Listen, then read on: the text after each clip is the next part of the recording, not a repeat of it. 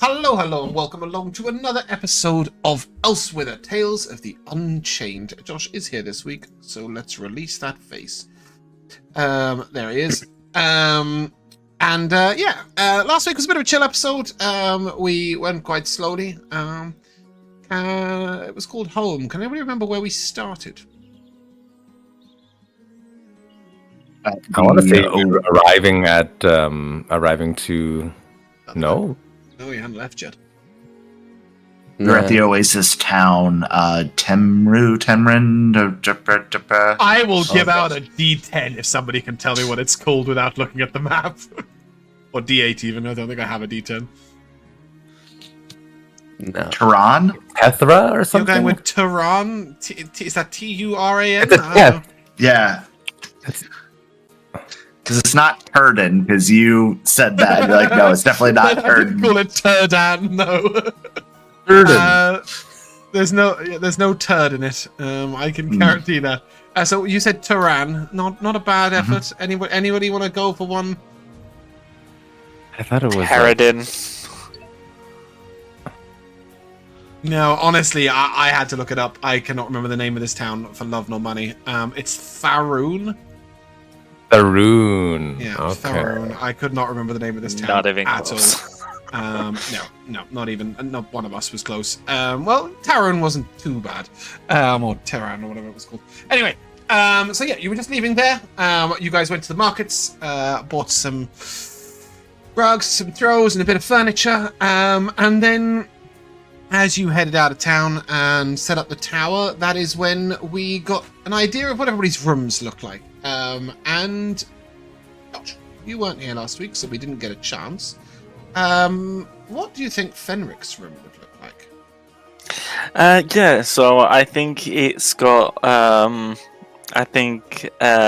it's like it's probably not cluttered with a lot of things. It's probably still quite spacious. So I think he's got like hardwood floors, but with like a large circular kind of like baby blue rug with like gold, like a thin line of gold going around it, and like there's a very simple chest at the foot of his bed, but it looks like a treasure chest. And then like his wardrobe, like the door handles look like two swords that you pull open to open it. And it's got like, it's kind of like if a kid who dreams to be a hero decorated a room, that's what the room looks like. Like everything has a theme of like sword fights and dragons and, you know, magic, and Cool. It's all kind of like littered around with little Heroic trinkets art and... on the walls. No, that's a little too juvenile. Tapestry of him standing over a creature with a dagger, that sort of thing.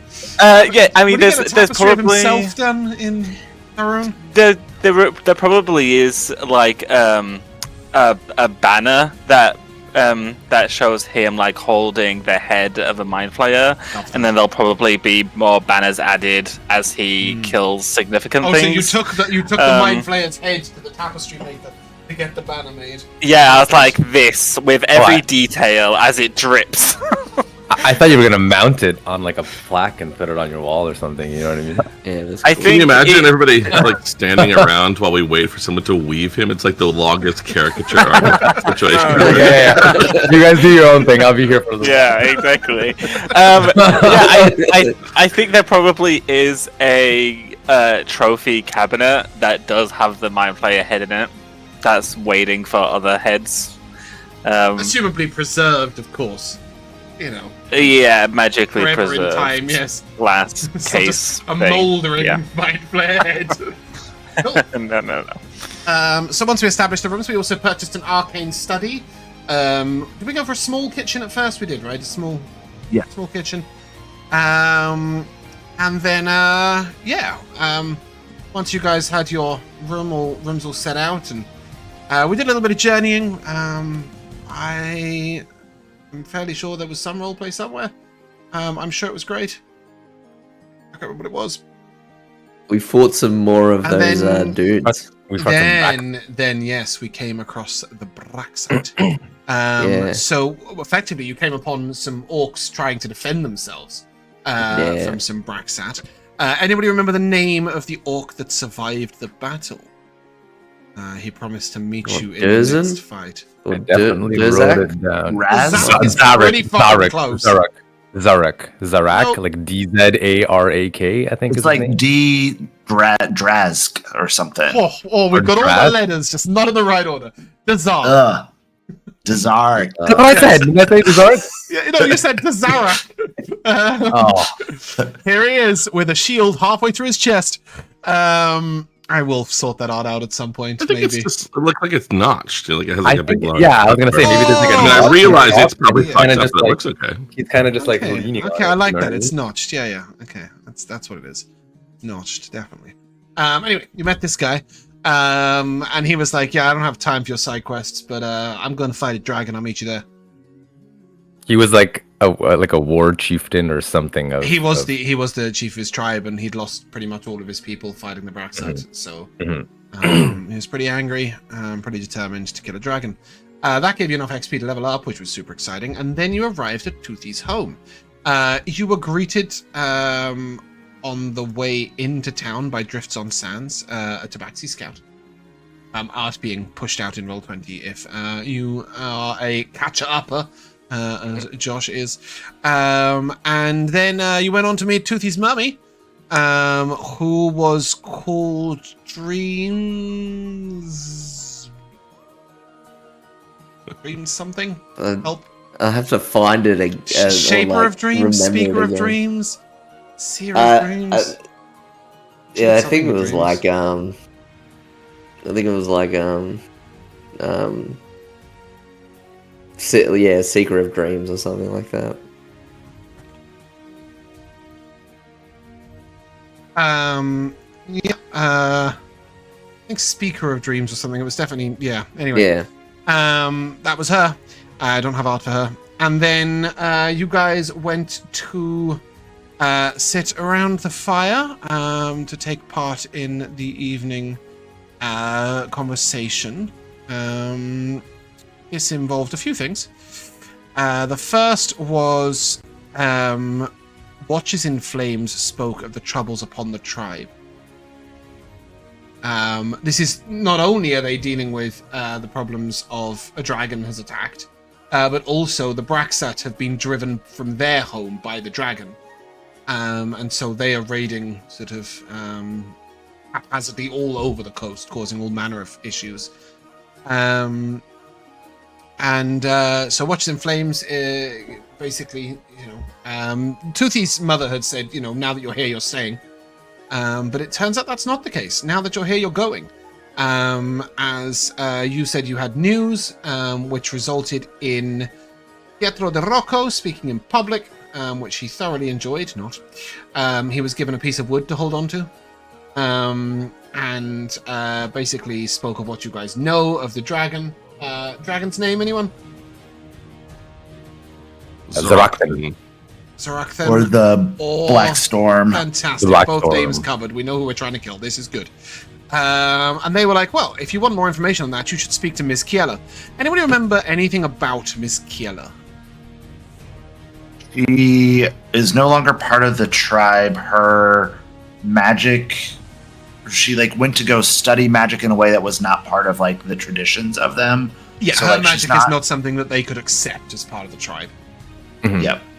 So she's nearby, it's not she's, you don't ever see her or talk about her, but it's just she's not part of the tribe anymore. She no longer sits at the fire, is how it was phrased.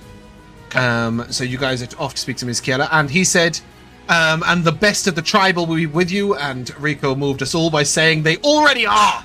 But the others that they will send with you are basically Drifts on Sands. Drifts on Sands won't fight a dragon.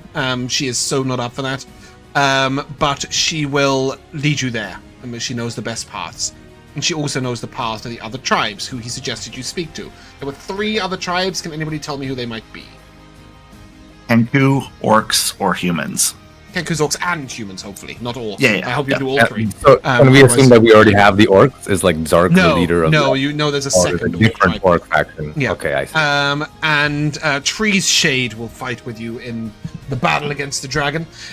You were told as well the dragon may have allies, which was totally worrying, and Miss Geller can tell you more about that. Cool. And then at the end of the episode, you guys petitioned to have Corey laid to rest here at the corroboree, and that is where we ended and where we will resume. That was a pretty cool starter track. I like that. Let's change the mood. So once again, I think I might ask Jack to take the lead here. Yep. And yeah, as the evening sort of moves on, it becomes time for Corey's body to be presented, and that's where I will ask you, what do you think this looks like, and also what do you think was happening at the time? How does this get introduced by the tribe?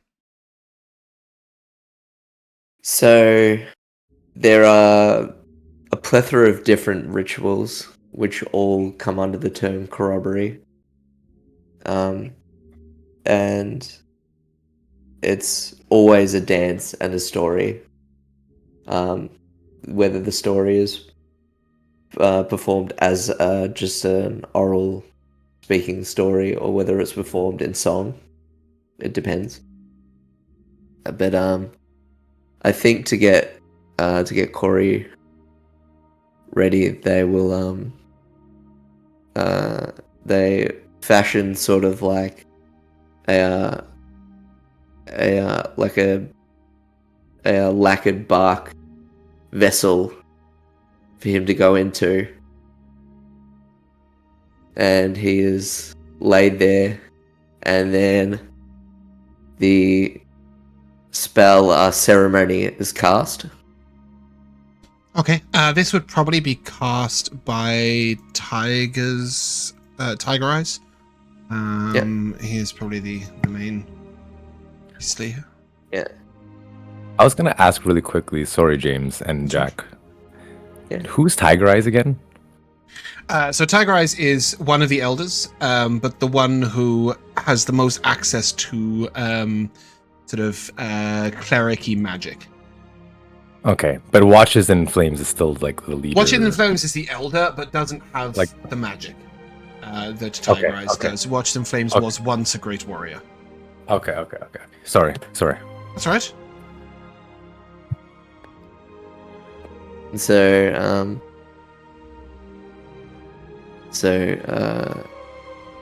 Ceremony you is see cast. that Yep. ceremony is cast upon Corey's body, and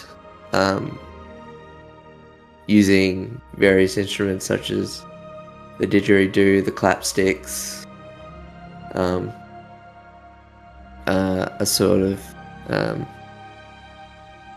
of droning sort of music is performed, very rhythmic, very repetitive, and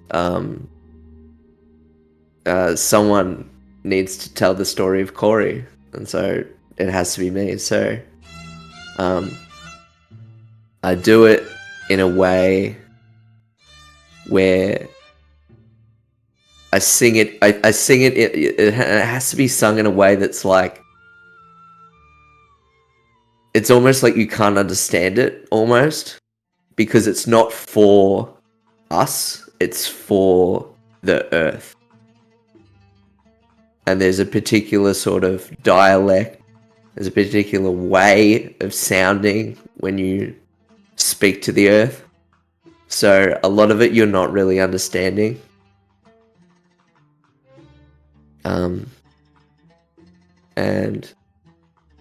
But parts of you can pick up about how Corey came to us.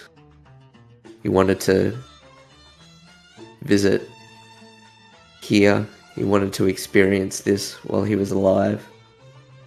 And one of the main parts you pick up is he sacrificed himself to save us. In a way. Sorry, and just without a his death. Yeah. quick question. Is this happening during the evening? It's currently about 5:36 p.m.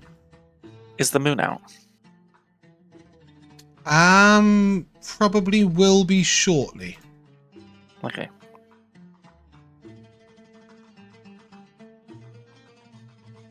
If the moon was out, I would have been like looking up at it as this is happening. But if it's not, that's fine. Yeah, it's probably we're approaching sunset. I think. I think the sun setting is sort of almost part of the process. Allowing the flames to become the main light over the course of the evening is sort of part of the moment, if you will. And so, at one point, the music stops and the dancing stops. And Corey is taken. And in this vessel, he is placed upon the fire. And then the music begins back up. And it builds, and it builds, and it builds. And it's incredibly loud at this point. I don't know if you've heard a didgeridoo, but if you have a few of them, it can be pretty overwhelming. And a bunch of eucalyptus leaves are placed onto the fire, and a huge smoke of white smoke sort of bellows up into the air. And you hear about the breath of Corey returning to the sky, and you hear about his body returning to the earth. You hear about his life returning to essentially the planet. And then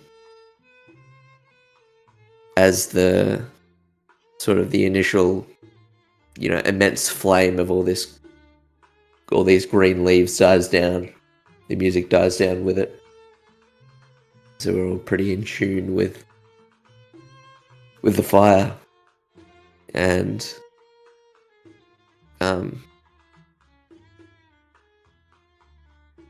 it sort of ends in a sort of low somber, and there's a small sort of tune that's only sung at this point, that it's just a repetitive sort of like couple of notes, and looking around, everybody is looking at you guys expectantly to join in singing this or humming this little tune, because you are a part of this. And I look to you guys, and I'm looking at you like, you better start humming. Yeah, I mean, I don't see any reason why any of you guys wouldn't. Certainly make an attempt to. I don't know how accurate or. I like to good. think that Pietro's humming just sounds like rocks being grinded together. Mm. Yeah, it's just bass.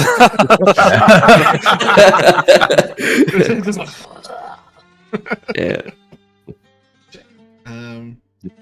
I do have a -1 to my performance, so it might not be great, but Nikha would definitely be humming. Yeah. Is Vel'zekiss a singer? I know he's a performer. No, I mean, like, probably has some control over it because he certainly has sort of, like the command of voice and yes, and to speak of the numbers, as Mark did, a +9 in performance, so probably decent. But would Whether you he use can the or can't, he will make it seem like he can. yeah. Sorry, Rico. What was it? I said, would you be using the amplification crystal to? No, because I don't think in this case, not less out of respect and more out of not caring, does it want to take the spotlight. Right? It's like, fine, I'll play along. I think, as this builds, there is a sort of moment in the ceremony that allows anybody who knew of Corey to add to the song with their memory or their story of him or their tale of him. And I will invite you, I guess not Nikha. That wouldn't make any sense. And also, it would be Mark about his own character, which is also odd and kind of sad, but kind of cool. But certainly Vel'zekiss, Pietro, and Fenric. Probably Fenric first. I would suggest, because you were with him the least time, if there's just a moment, a memory, a little tiny thing that's just, is Corey to you. It can be as simple as, a meal shared, or a moment in a battle, or just a quiet word shared. And judging by Josh's face, maybe we'll start with someone else. I don't think Corey or Fenric ever really interacted with each other.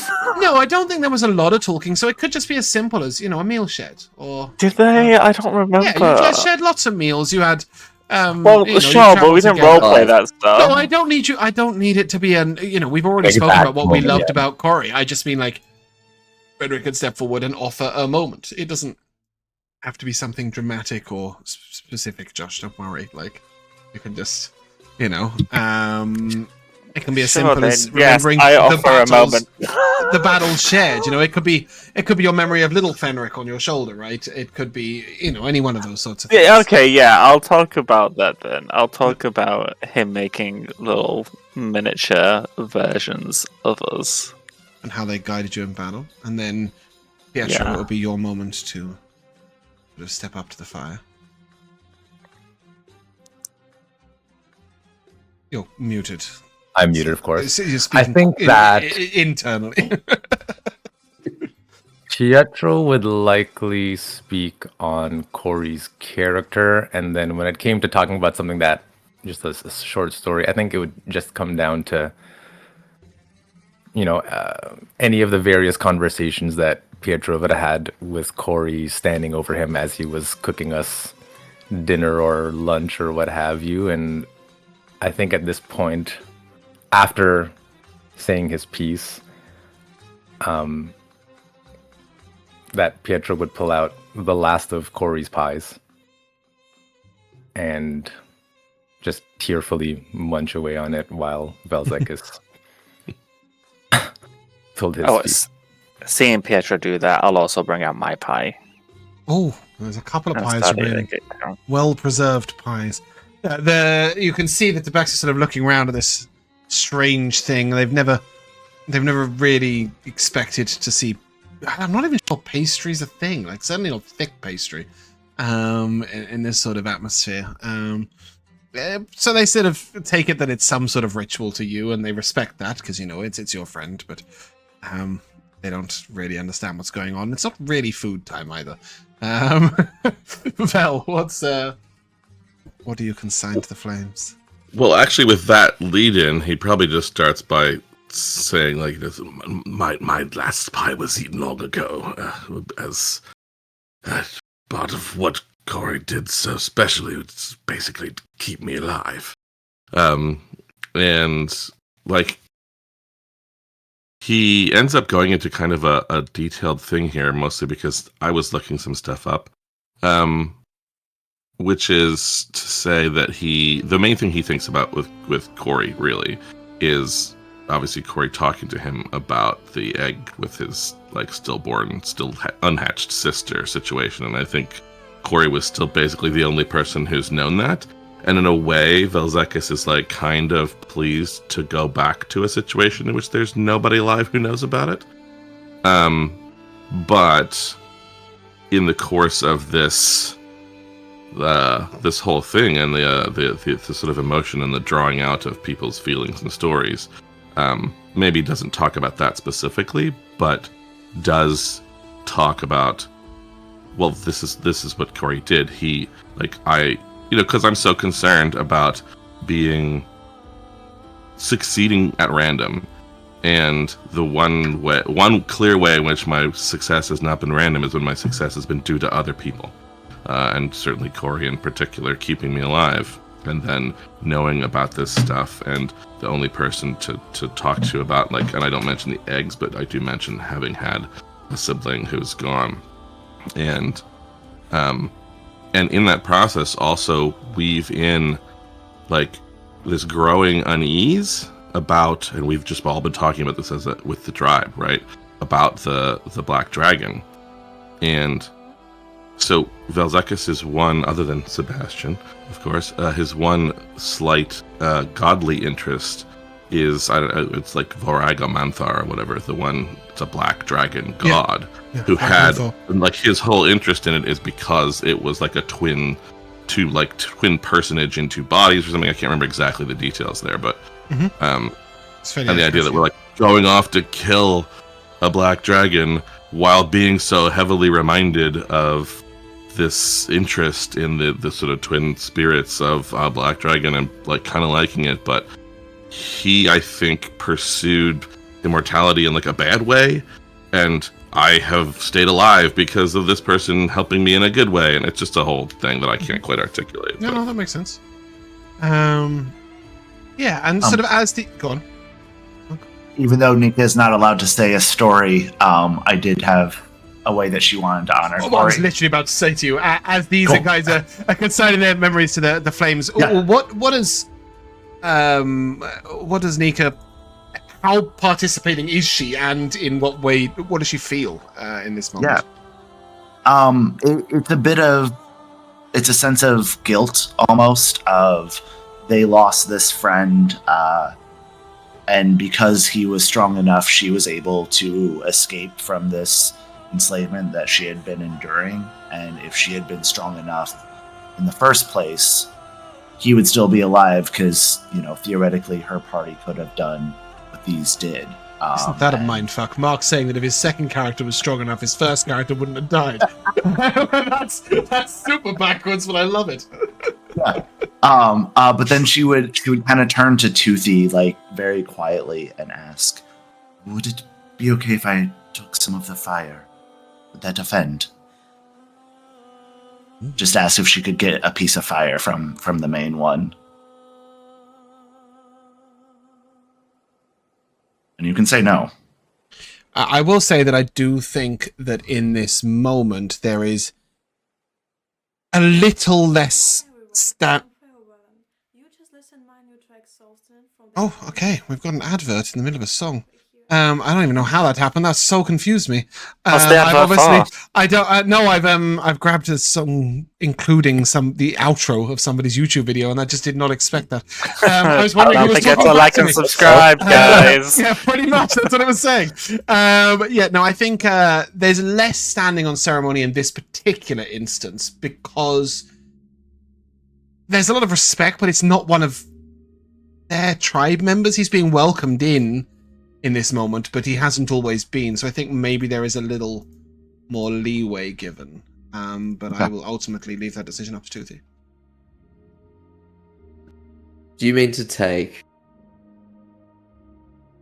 what do you mean by part of the fire? She needs smoke. She needs something that is smoking and burning. So like an ember? Yeah. In a second, we just need to finish this. Okay.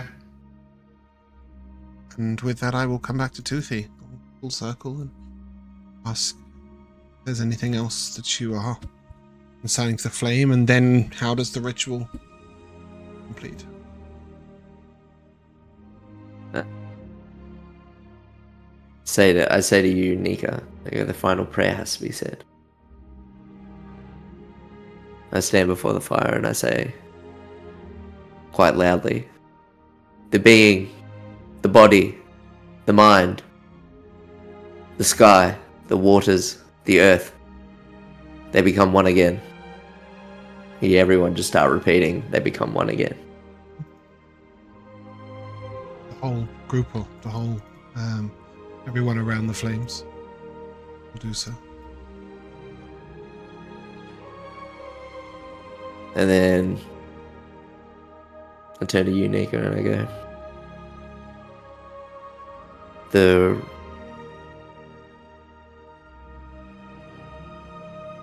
right way to do this is to let the fire burn out. But you can take what you want. I will return it.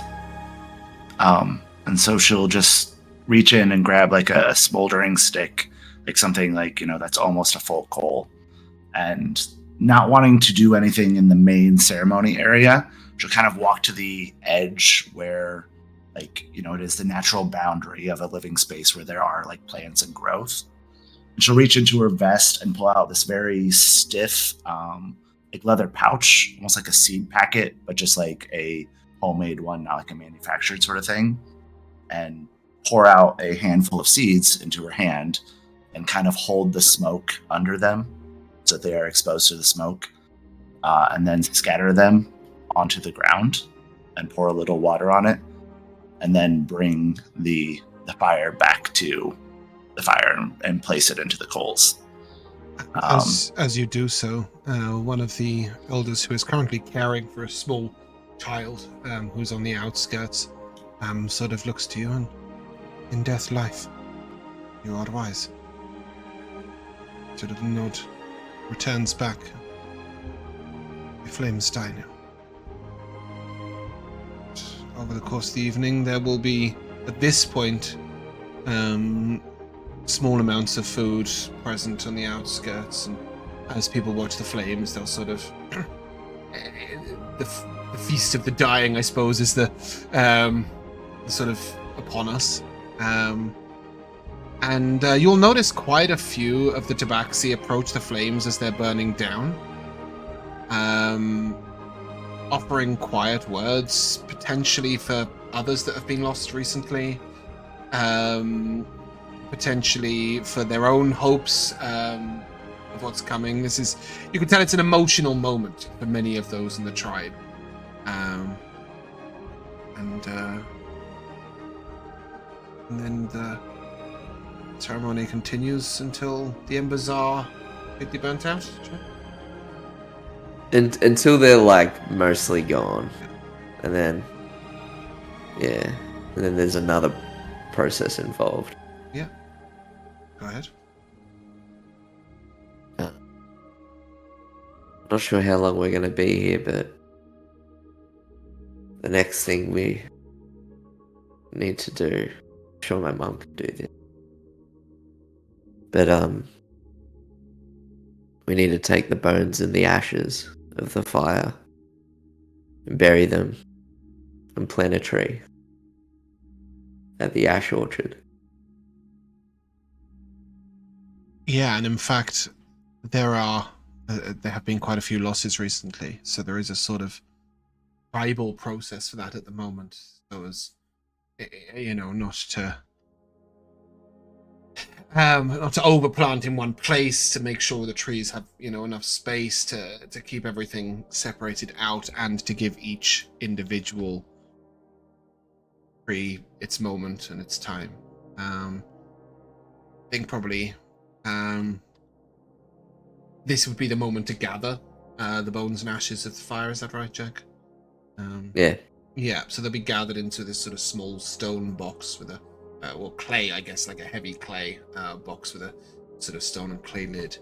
And then potentially the following day is when that process might take place. In this moment, Watchers in Flames will sort of approach you.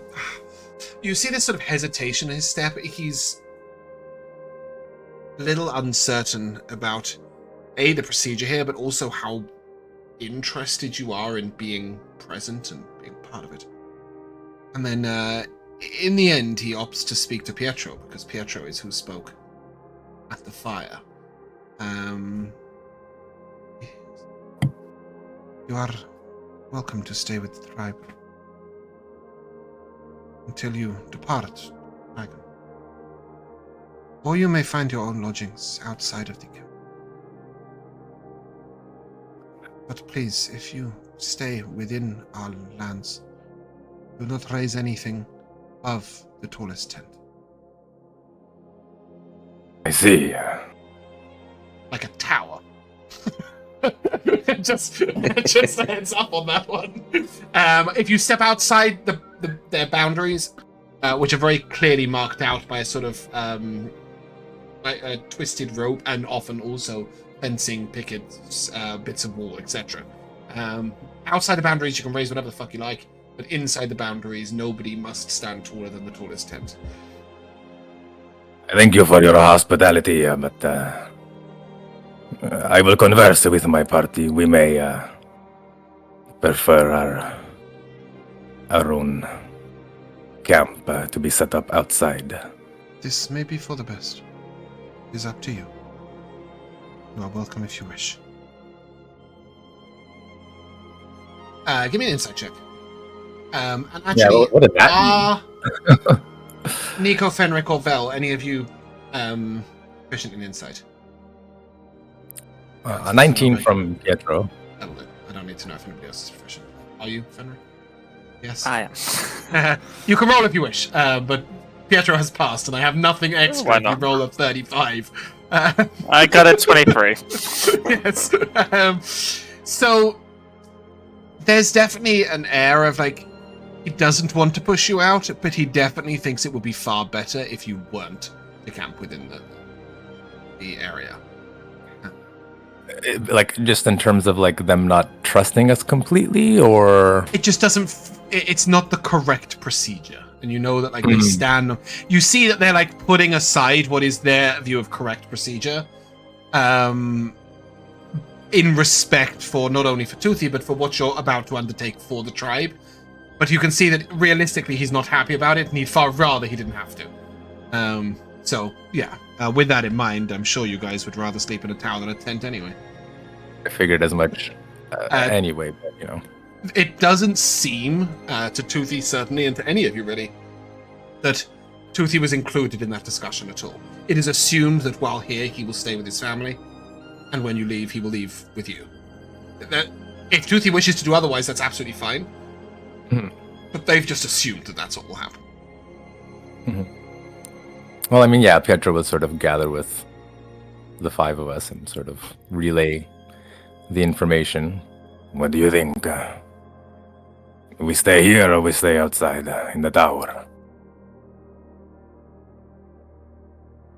I think it's best to give them their space. We do not need to intrude further. They've been most hospitable. Yeah.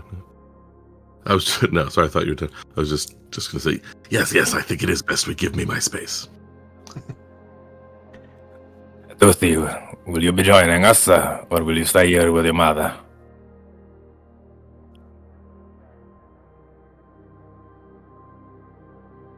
I've been quite homesick for some time now.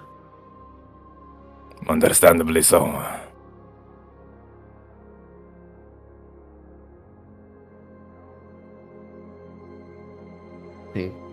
Do not hesitate, my friend. We will be right outside in the morning.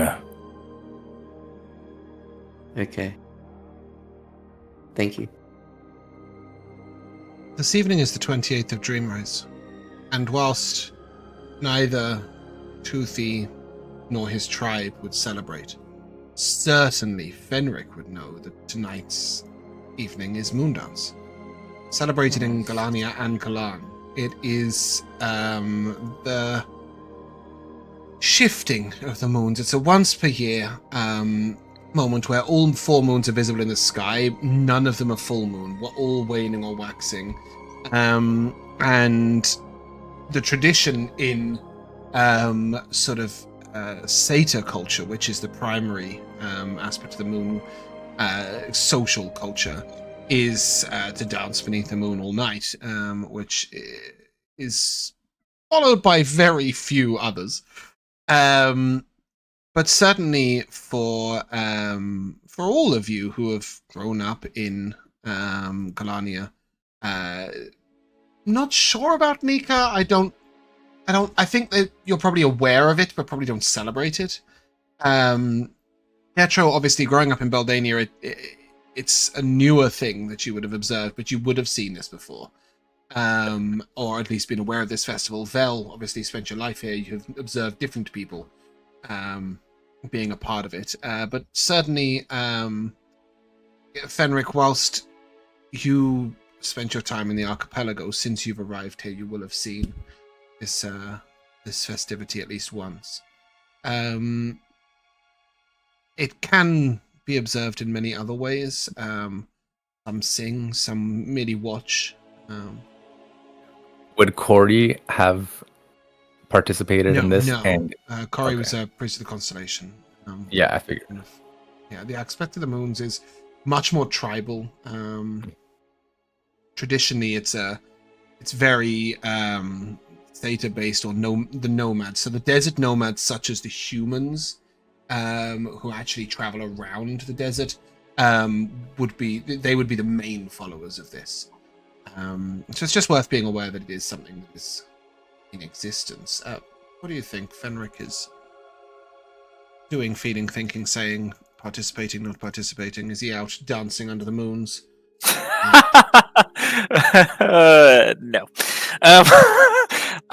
I think that when we bring the tower up, he'll probably go straight to the roof. But instead of sitting on the edge with his legs dangling off, he's sat on the actual thing of the roof of the roof. You know what I mean? No. I haven't got a clue what the roof of the roof means. So So, you're out on the roof. Are you, Rico, So the roof has the things around it, and then it's got a floor. Yeah, Right? it's got a ground, You're not and on the, it's like, got crenellations Right, so he or sat on the whatever. ground instead of sat on the thing around Right, it. so he's now not sat on the crenellations looking out. He's actually sat flat on the ground in the middle. He's not sat in the middle. He sat with his back against that the... he's within the walls, not like... Yeah, not but he's not dead sat in the middle of the center. roof. No, not dead in the No, center, no, just no, in no. the central part. Yes, No. That would be crazy. Yeah, that would yeah, be that nuts. would be crazy. The roof, like the roof parent? I mean, like, The roof of the roof. Bear with me Yeah, a second. the Let me just the do roof. this. Yeah, so instead of sitting on He's those, down he in the sat middle with his somewhere, yeah. back against them. Yeah, he's down in Okay. the central bit with his back against it. Okay. Okay. Looking up at the moon. But he's definitely Yeah, up the here roof of and the up here the and floor up of the roof. Yeah, he sat there. And he's got his sketchbook out. And it's open on the page of Corey that he drew. And he kind of like every so often looks up to the 4 moons. And then looks down and he's kind of shading the picture, kind of adding a few details here and there. But he looks very anxious and nervous. He doesn't really know what to say to the 4 of them. He feels very... Because even if it was just Gaecilia in the moon, he would still kind of feel like this, because he's kind of thinking in his head, the heroes are they're meant to win, they're meant to succeed, and one of them didn't, and he doesn't know how to, with Quan, he doesn't know how to talk about all the great things they did, because he's already talked to him about those, and he doesn't have a lot of those memories to share. He doesn't know how to speak to Gaecilia about the appreciation of Corey's life and all the things he does, because he's already done that. He doesn't, because he only knew him a short time. He doesn't know what else to talk to her about. And then with Paladin and Juris, he doesn't have a relationship with those 2 moons, and so he doesn't know what to say to them either. So he's kind of sat there, kind of on the edge of saying something, but then stops and then looks up very nervously and anxiously, as if he wishes the moons weren't there at all. And so it's kind of this for him, a very uncomfortable silence that he feels like he's meant to be saying something, but he just can't really find the words. Absolutely. Yeah. Yeah. Following sort of hours pass. I imagine with you guys really needing a rest. It's been a long day, long evening. there's been Braxat battles and all sorts else besides. And obviously this whole process is quite difficult, especially for those of you who were with Corey a long time. But I think we'll let unless there's anything very specific that Vel, Nikha, or Pietro want to do, I think we'll let the tower side pass. But I do wonder how Toothy feels being at home and present.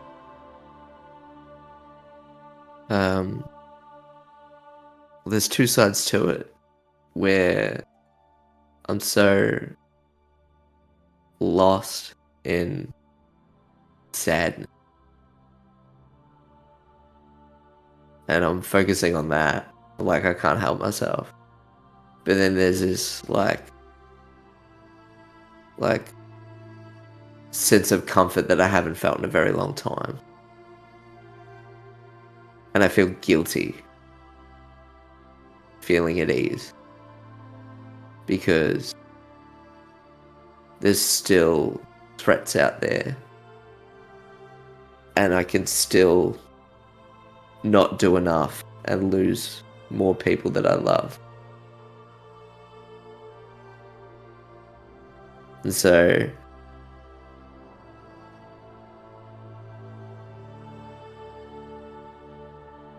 just sort of caught in this weird feeling.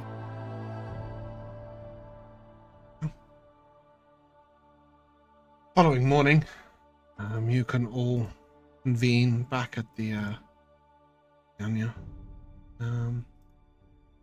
and get ready to set out. Ready. There's probably a very traditional breakfast put out. This breakfast is sort of designed to herald a journey or beginning of a quest or path. I would imagine that involves various meats, but also sort of a mixture of fruit and cheese that has been presented with it. And there's a sort of idea of like I pressed the wrong thing. Sorry, bear with me a second. There's sort of an idea that a journey will be most auspicious if nobody speaks of any worries or fears, or the preparations have been made and now it is in the hands of the earth whether it will succeed or not. It is assumed that you will head out to speak to Miss Kiela, and Trees Shade and Drifts on Sands will leave with you. Does anybody have anything else they want to do in Toothy's home before? I assume that was actually a long rest as well. Oh, absolutely. Oh. Yeah, it was overnight. Yeah, and it was a two exhaustion long rest. It also now pops up asking if we use the 2024 hit dice rules or 2014 ones. I don't think we've ever used 2014's rules, so you can carry on using the 2024 rules, even though, yeah, I think we've pretty much always received. Rest. Go for it, Rico. Did we get a breakfast bonus? Yeah. Okay.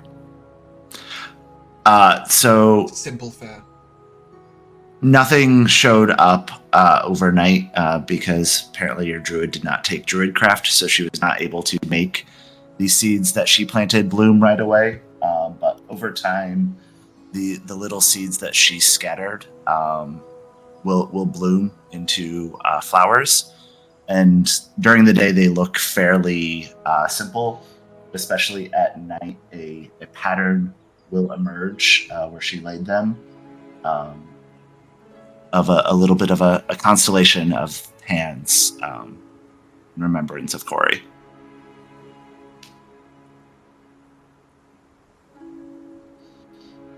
Perhaps they will be you on your return, your successful return.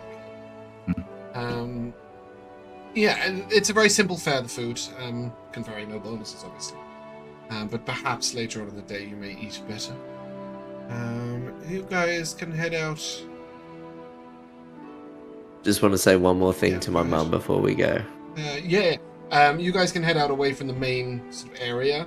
And you note that Drifts on Sands and Tree Shade are sort of waiting at the edge of the Gallania, sort of waiting for you all to be ready.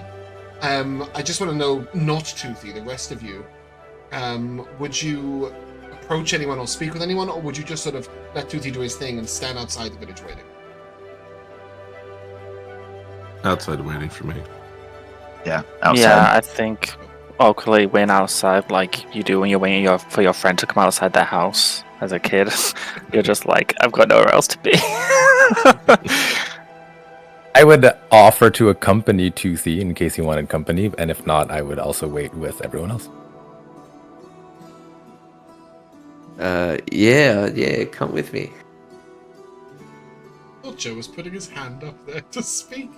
Hello, can I have a turn? No, Just eventually, when I want to speak, I need the mic to be closer. That's all. It's just an unusual gesture from yourself. Yeah, so Toothy and Pietro, you had rooms.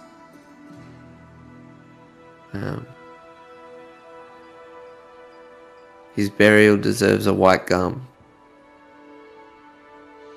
It does it? but I'm awfully forthright. I don't know if it'll be allowed though. If it's not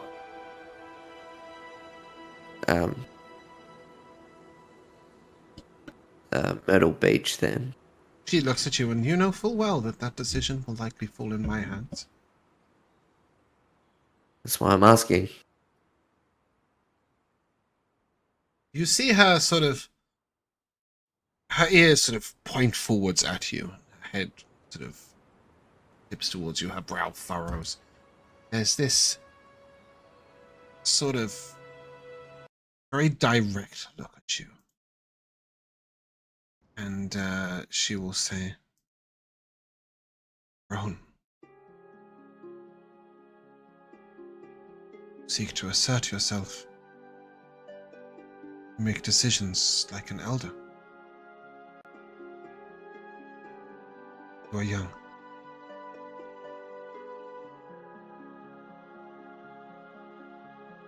I am sure this quarry stood mighty in your past. It may stand mighty in your future. But in the histories of the tribes, whilst he will be remembered, he will not stand tall. Many are those that have passed that were dear to many in the tribe. I will think on this and make the decision.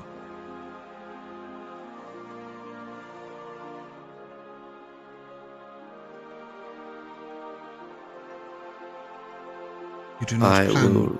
Oh, sorry, go on. I will respect your... Yes, you will. You do not intend to return to us and remain for many years, do you?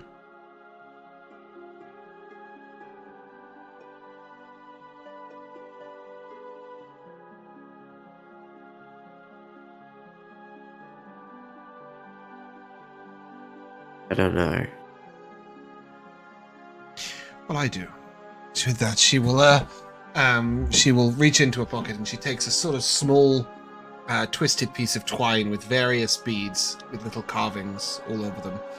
It's sort of like a bracelet or a necklace, but without a second fastening, so it's just a single long string. She pushes it into your hands and we are with you. The whole tribe, wherever you go. When you do return, the tribe will be better for it. And then she sort of like breaks from being an elder for one brief moment. And you see the mother crack through as she tries to say, stay safe. But her voice sort of breaks a little way through and she sort of, a little tiny sob emits as she grabs you and like, holds you in a very strong hug.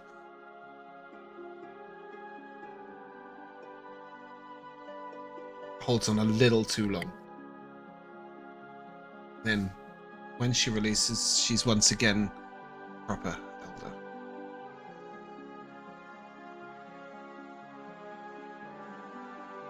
I have one more request. You do?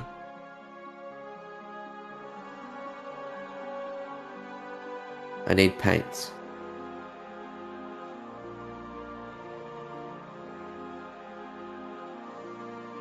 She sort of gives you a little head nudge towards one part of the kitchen that you know is where her personal supply would be kept. Yourself. Alright. I take various little sort of like still like really like finely carved sticks. Mhm. And a few different pouches and of like dry powder that are different coloured for paints. Having said that you can take whatever you want, she will stand a little behind you, making tongue clicking and tutting noises and small little small little grunts as you take various things. You can see that she's the pain of certain bits that she's losing. And she just eventually, when you leave, as you go out the door, Pietro, she snatches you back like quite hard, and she's a lot stronger than she looks. You carry the magics. Practice the I do. art. Good. You will do everything you can to see my boy alive.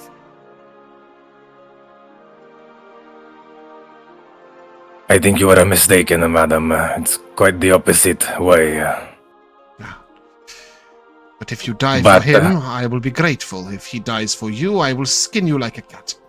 And with that, she will push you out the door. She'll grind you to dust. Tootsie, your mother is a very overbearing woman. But fit to be a leader. Yeah, Dad would say the same thing, I think. He would say whatever he was told. Obviously. But with that, I hope you have taken the best parts of her. With that, as you leave, Drifts on Sands will tell you that you are headed to the light under the mountain. That would be this mountain here, not the one with the dragon in it. And it's about 8 miles.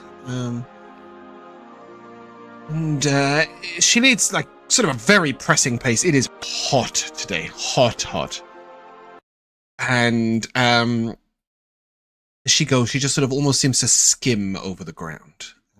There is clearly no effort for her at all traversing these sands.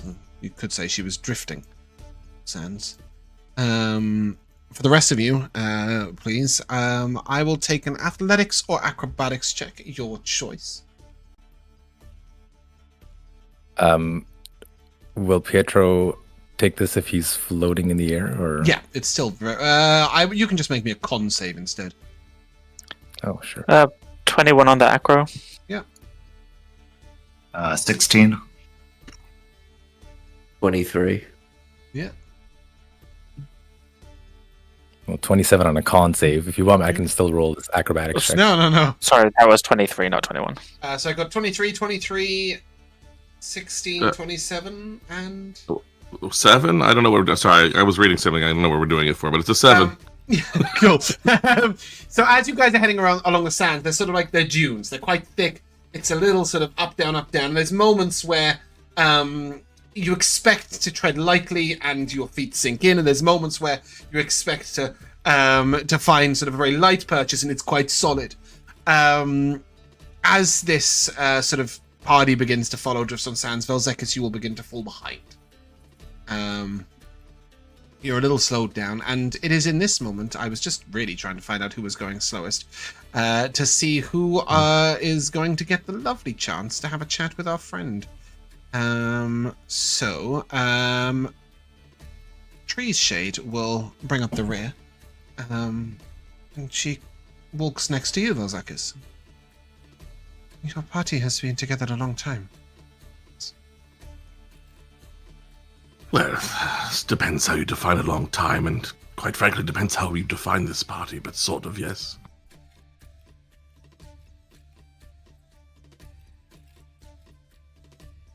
When it comes to the fight, I'm used to relying solely on my own abilities. My mother would say I do not play well with others. What sort of abilities do you refer to? I am good with a bow. Small amount of magic. I'd probably say I'm a ranger. Most specifically, she is in fact a Horizon Walker Ranger. She will say, but I am nervous. And is a mighty foe. Well, I think the only difference from your normal practice is that you'd have to avoid shooting us if we're in the way, but if you're any good shot at all, that won't happen. Dragons are big targets. Somehow I doubt. Well, I suspect there'll be something else we fight before we get to the dragon. Whether it's some terrible nonsense creature from your western lands here, or something else will threaten us. In fact, I falling behind, I was a bit distracted by tumbling around. You snuck up on me. I thought I was about to be eaten, quite frankly. I do not have ways to protect any of you, except with my bow. But some of your friends carry magics. Will they protect me? I should think so. Let's put it this way. I don't do much in the protecting and saving people department, I suppose, but not with healing and that sort of thing. But even I would be more than happy to protect you with what I do have, if you're useful to us. The rest of them are even less discerning than that. Endeavor to be useful. And with that, she will begin. Probably give me a perception or survival check. Vel'zekiss, you can choose. I don't know if that makes any difference to you. They're both a 0. Pick one. Let's see. It's a 5. Yeah, you notice as she sort of from this point begins to oscillate behind the group. Sort of swinging out on quite a wide angle and then cutting across, and swinging out on a wide angle and cutting across. To Vel'zekiss, it looks like a really, really slow way of getting anywhere. And, I've got my own very slow way of getting anywhere, so eventually I stopped paying attention. Yeah, I just stopped paying attention to whatever nonsense she's up to and start trying to slide down a dune on my big fat tail to catch up. Yeah.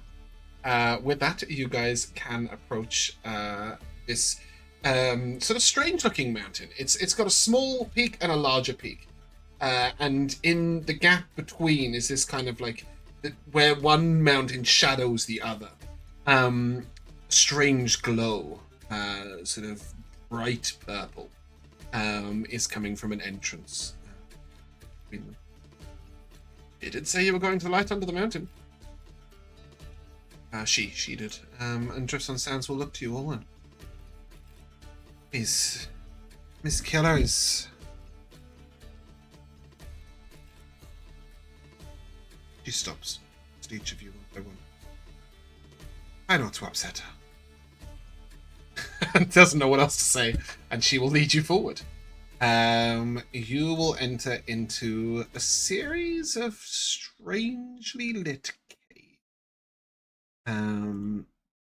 you will see, first of all, a cave with a small waterfall running down the right-hand side, lit in bright green. And then as you come around to the next one, a rife sort of variety of colours sparkles down through the natural crystal rooftop.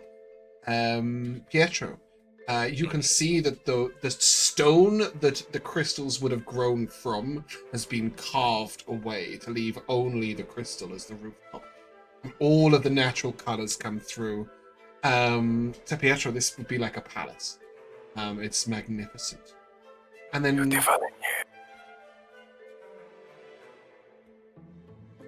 dangerous. Guard these caves.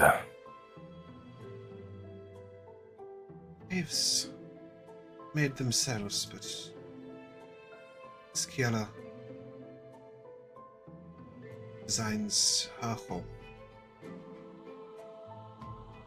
And finally, you come into a larger cave with this bright purple light emanating upwards. It leads to this sort of everything is sort of lit in a violet light in here. And at the center of the room is a single stone pedestal. Set into it a crystal ball. Behind it, Tabaxi one. As you enter the chamber, she looks up. Back down. Says nothing, but you can see that she's not surprised. Driftwood Sands heads on over and immediately sort of bows, her head down, all the way down to one knee. She stands up. She takes from her pouch a small cloth, unravels it to reveal 2 small wheels of cheese, and a selection of berries, and a little pot that might be a jam or a chutney. Clearly luxuries to a woman who lives on her own. And then she scurries back and almost hides behind the 5 of you. You note that Tree's shade has barely entered the cavern at all. And it is only the 5 of you standing before Miss Kiela. Toothy, when you were here, when you were last at home, you knew of Miss Kiela, but all you knew is she stood apart from the tribe. You didn't necessarily really ever know why. It's something that was kept to the elders. Miss Kiela says nothing, but looks at you expectantly.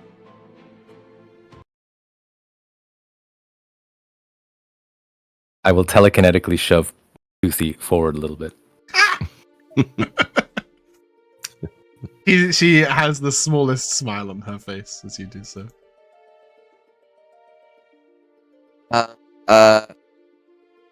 I am Tooth and Claw, or Toothy. This is my friends. There's Vel'zekiss. There's Pietro. There's Nikha. There's Fenric.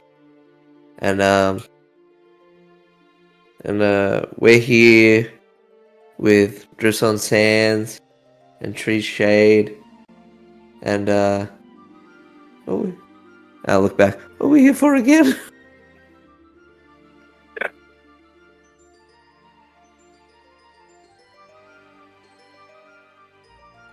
Well,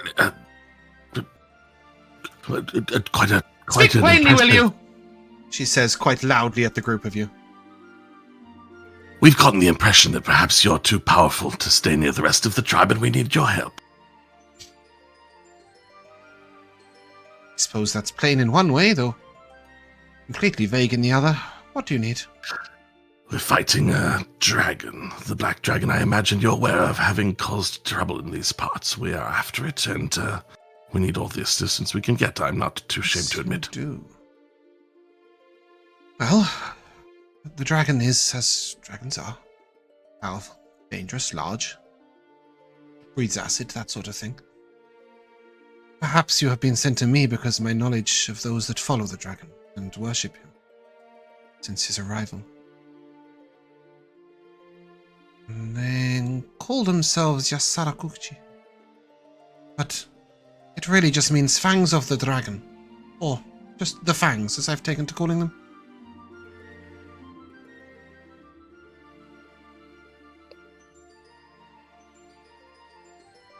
Are they any substantial increase in his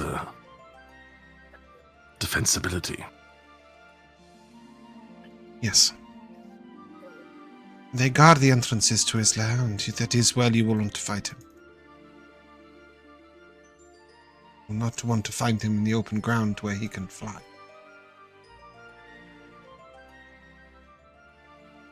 You guys good? Yeah. Did I miss something? Did I say something by mistake? Sister name is a little silly.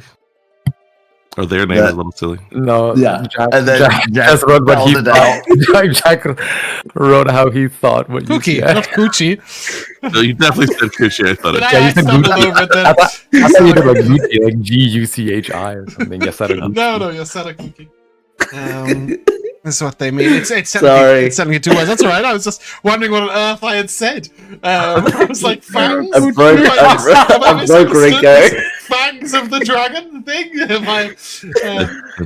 Yes, Sarah Gucci. Yeah. Okay, no, sorry. yes, Sir Gucci. Anyway, yeah, so she will tell you, they are empowered by the dragon. They have magics.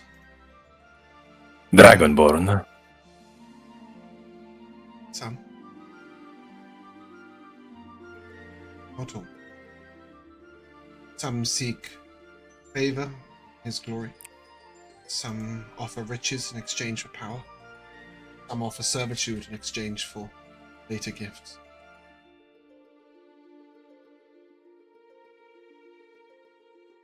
They are a danger. In their shared magic and their willingness to sacrifice themselves. Like all cults.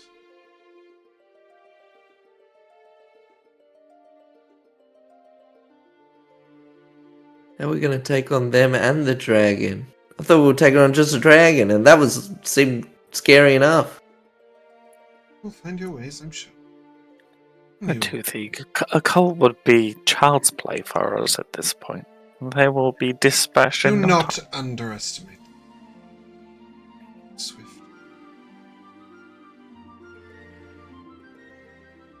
Fenric doesn't look surprised that she knows his name. He kind of expects it's it. a regular old minor divination. It's nothing at all. But she will say, "Come, I will show you a little of them." And she gestures towards the roof, which at the moment is this bright purple crystal. And as she does so, there is darkness in the room. And then, as she places her hand... Wait. You told me the other day that minor divination, the target had to be willing.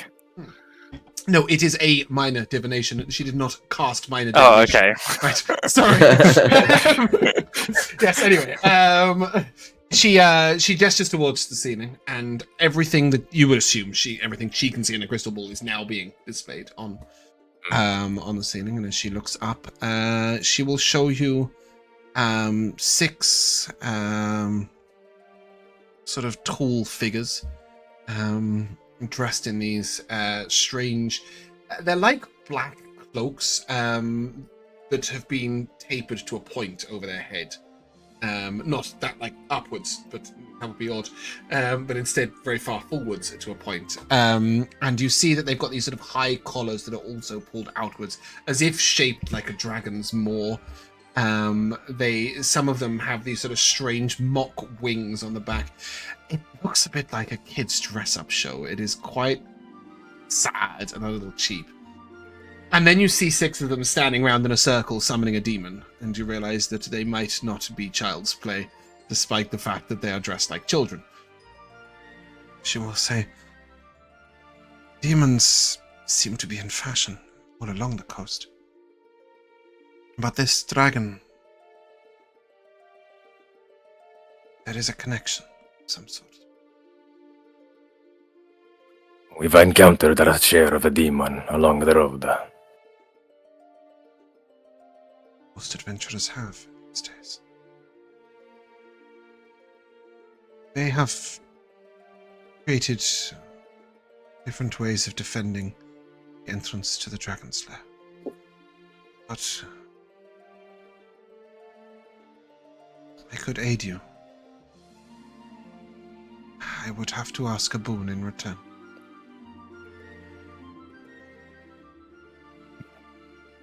If it is within our power to grant. That remains to be seen, but you will offer it nonetheless.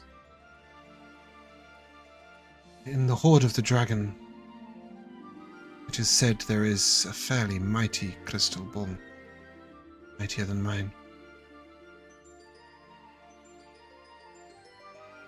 You will return it to me when you have defeated the dragon.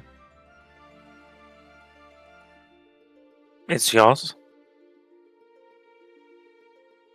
Should be.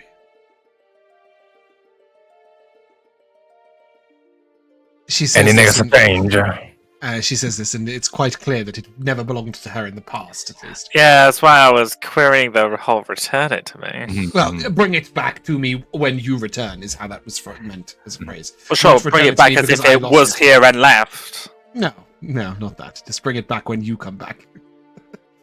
But she will say, I can create you something that will allow traps, mundane and magical, to be bypassed.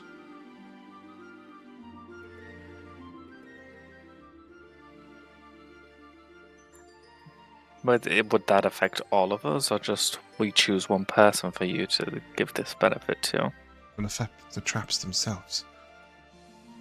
Well, as a sensor, and as the smoke passes it, it will reveal to you.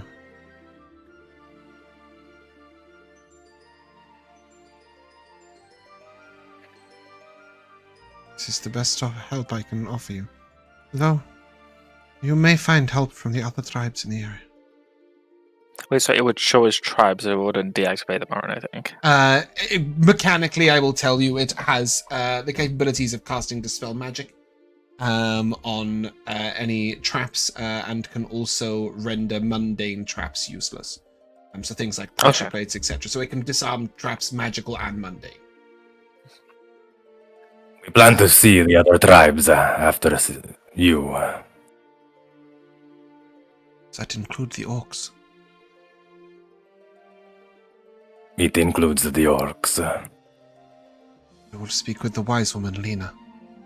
I have traded with her before. He values jewels. The safety of sort her of like- people. Look over at Vel'zekiss. So she knows that. The humans, as ever, are greedy and will probably only aid in exchange for riches, likely a cut of the dragon's hoard. There are Kenku in the area that will likely help of their own accord. They have been the most endangered by the coming of this cult. Their home is close to the mountain. In fact, their home was once Suthak, and is now a little bit outside of it.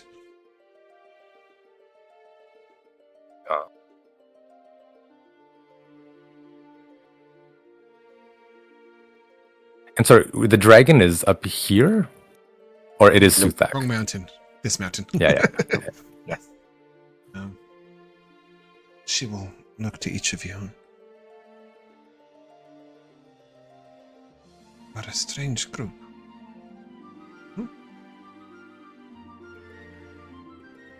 Eclectic is the term I prefer.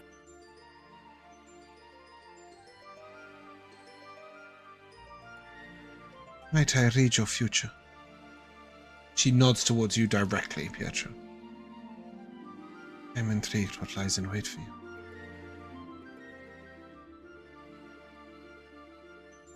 Will it cost me? She shakes her head. Be my guest. She gestures for you to place your palm upon the crystal ball. As Pietro reaches out to touch it, it sort of clanks against his stony skin.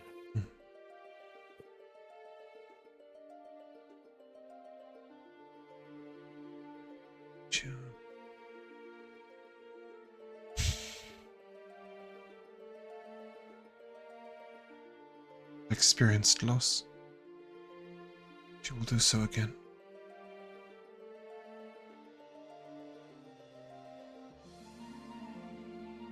There is glory in your future, and riches. Pain. I'm sorry. It's fine. It's to be expected.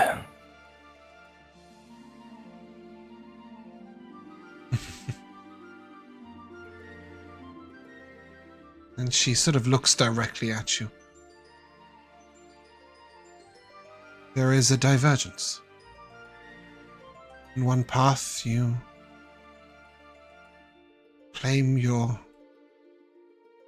call it, inheritance. In another, you do not.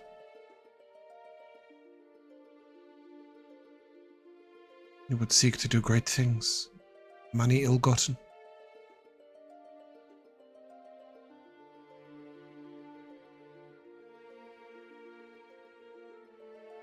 And if I chose the other path, You may still do great things. It will be your choice.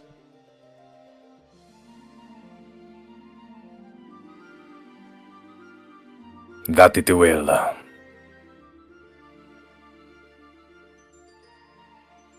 You have joined them most recently.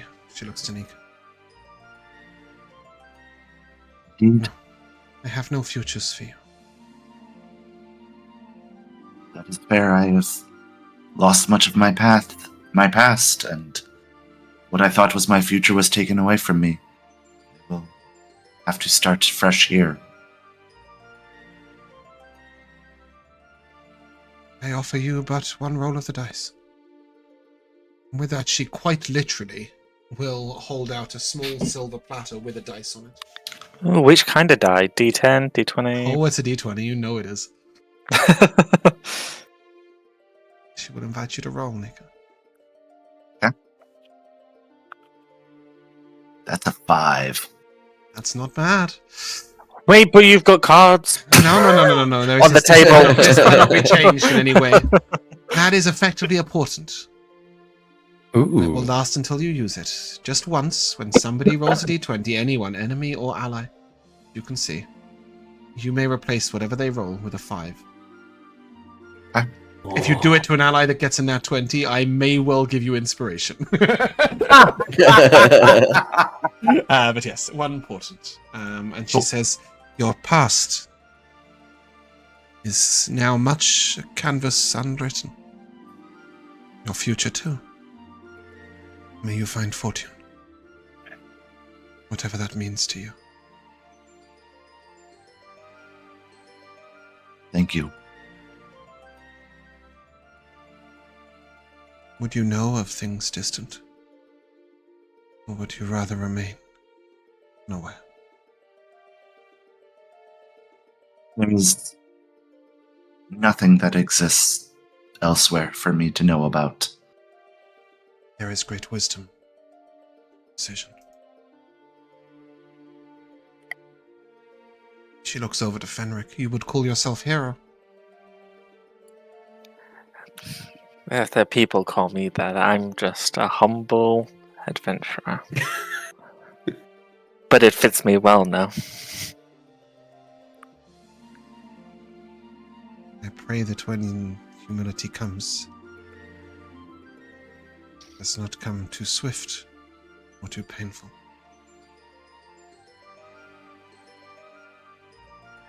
Uh-huh. Do you?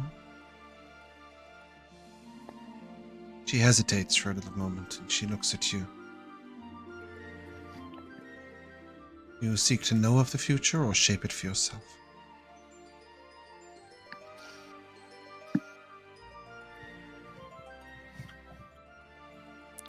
I don't practice divination or bone throwing or reading tea leaves or anything like that.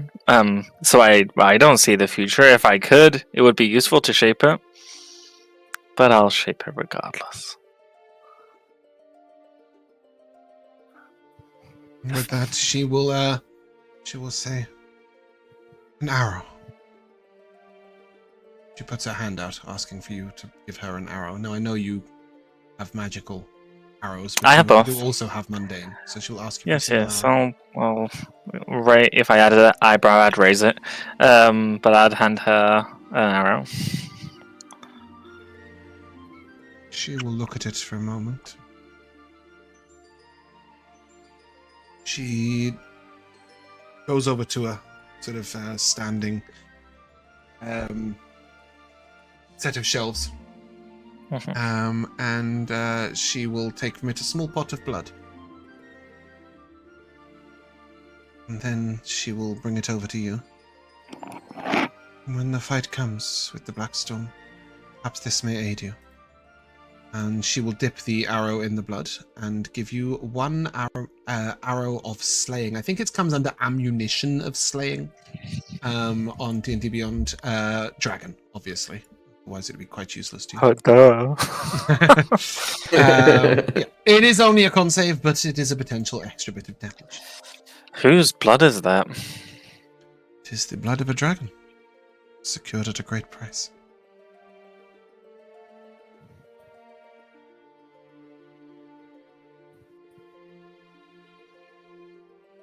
She looks over to Vel'zekiss, and a little bit of fear sort of creeps into her eyes for a moment.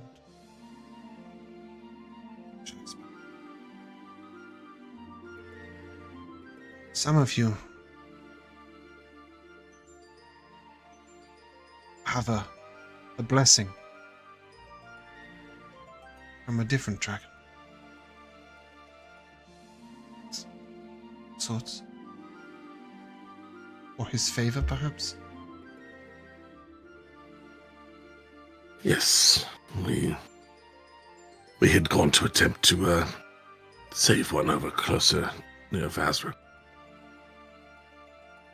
The deed was done before we arrived, but he seemed to see something in us anyhow.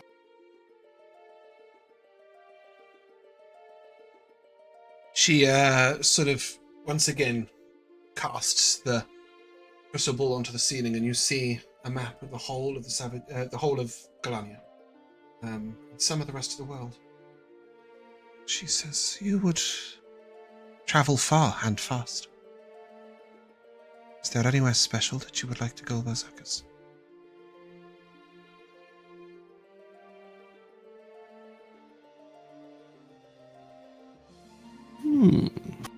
Right now, I'd like to go somewhere where my wife isn't stomping around in the ceiling above me. That can be arranged. I'm So kind of technically, I will put you on the world map because she's Okay. actually giving you a view of this sort of around environment. It doesn't exist. So this sort of area. Okay. And essentially, you may pick. She will actually tell you 2 places, and she will show you their teleportation circles, Right. so that in future, should you wish to travel there, you may. Interesting. Mhm.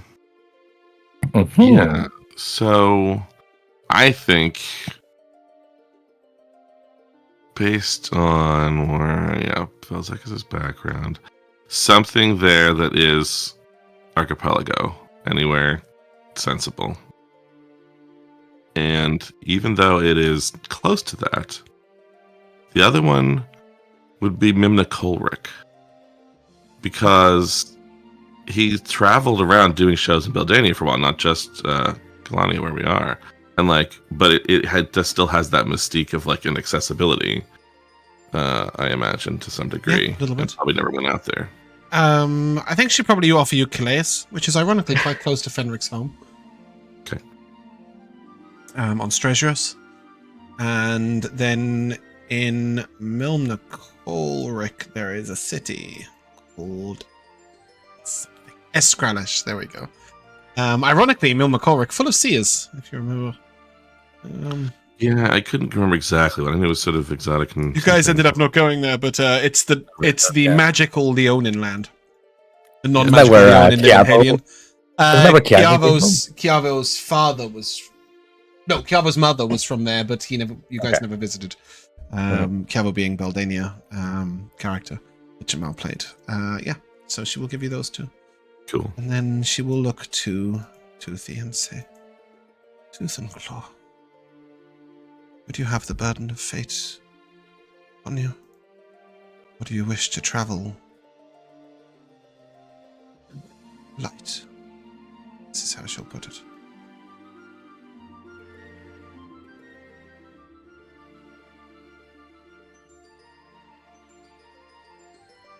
I've carried a lot of burdens, I feel, so far. Have? So, what's one more? She will walk back over to that cupboard again, and she brings forward a small pot of ashes. She will paint them onto Toothy's face, his forehead, and at his cheeks, and then over his heart. Should you be the one to slay the dragon, it will empower you greatly. Should you fail, should he fall to another,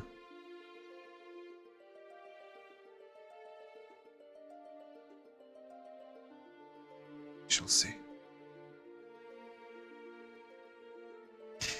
Mechanically, if you land the killing blow, get a big buff. Don't land the killing blow, get a big nerf.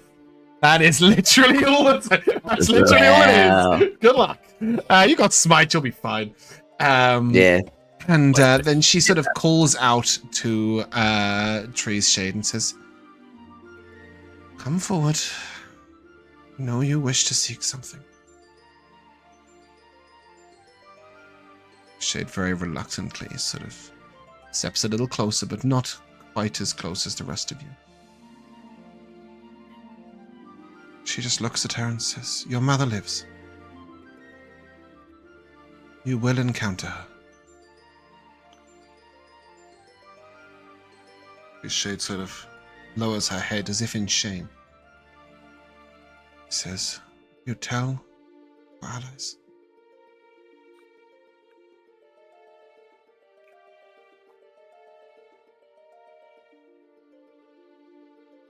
And then there's this sort of moment where the room darkens and Tree's Shade is lit up a little bit as Miss Kiala sort of looks at her and, you will endanger them all for the sake of your pride?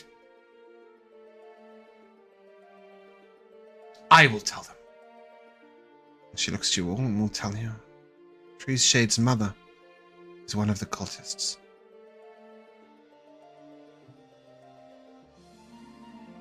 Not waver in your task, he says to Tree's Shade. Mercy could be the undoing of you all. And she be swayed. Some futures cannot be told.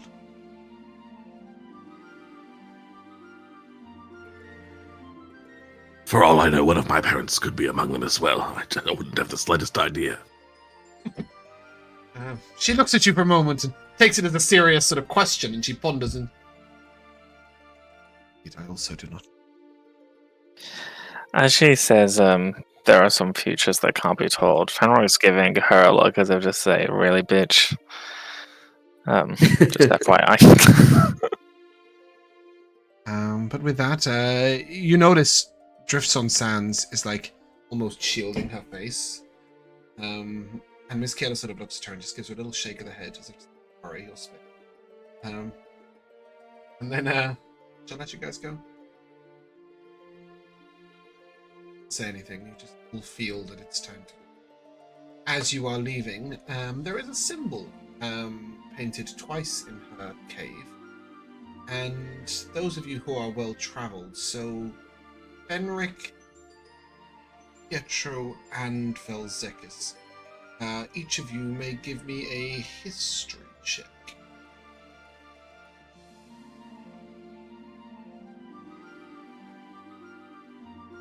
Ten. 18. 5. It's your magic number today. Oh no, 7 was the other one. It was Mark that rolled the 5, wasn't it? You would know, Pietro, that is the mark of the Mystic Eye. And the fact that she joined them is probably the reason why she is not part of the tribe anymore. The Mystic Eye are a guild of seers, mystics, and fortune tellers. And they are originally based in Milner Colric, but have guild houses all over the world. Are they like formally trained or sort of more innately?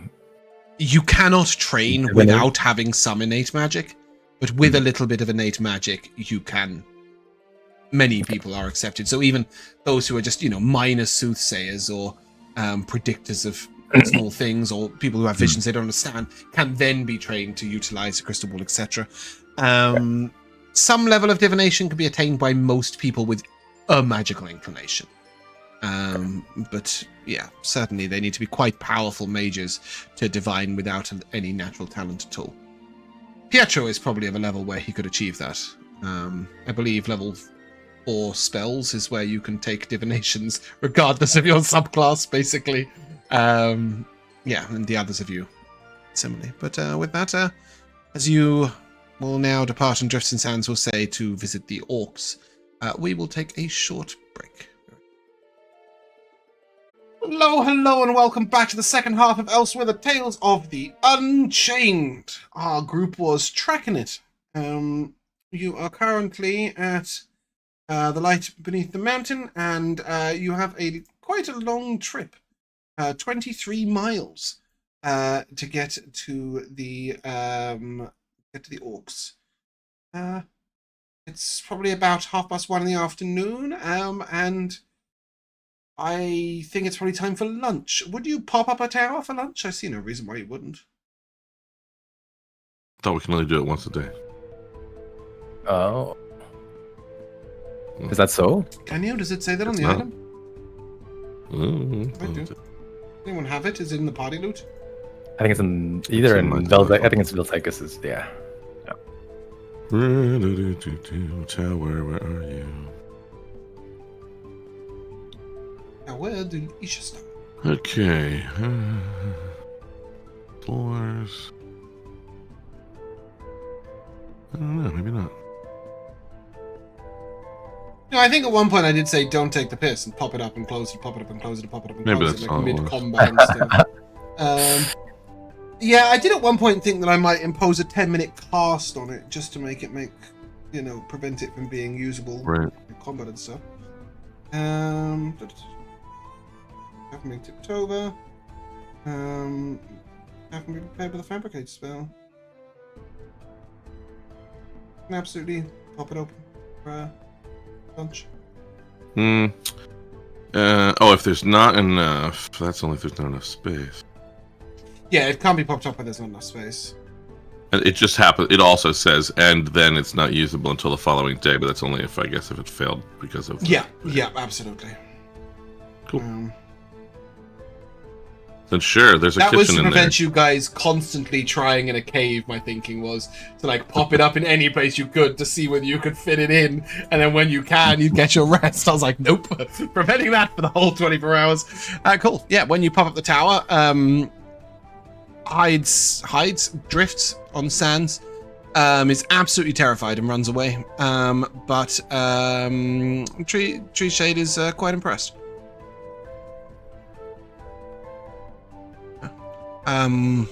It's lunchtime. What are we using up? Is it time for lamb kofta or something? So we're still trying to learn how to use lentils properly. On our lentil learning curve.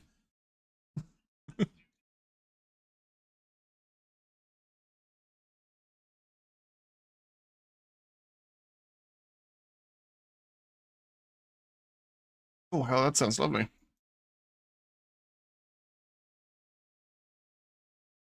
Cool. Yeah, let's see how those turn out. Cooking, checking away.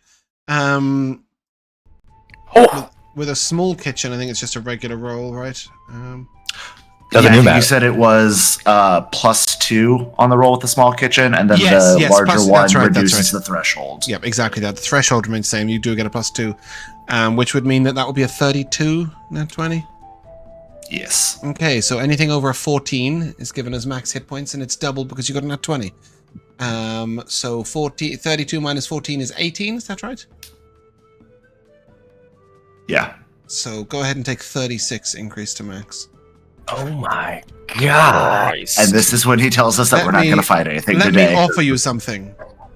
Would you like to put that in storage, have nothing now, and have that on the day of the dragon fight? You mean with weeks between now and then for you to just increase the amount of damage the dragon does? It's already done. It's already done. The combat still exists. I don't redo work. You must be insane. Yes, if you want to to smack around some Kenkus and orc bodyguards. Yeah, 'cause I honestly, I don't. There may be a small combat, but that is such a waste, and it's a cool roll. So, yeah. You make this fantastic lentils and chicken wings, and it's so good. You're like, you know what? I'm gonna make this again.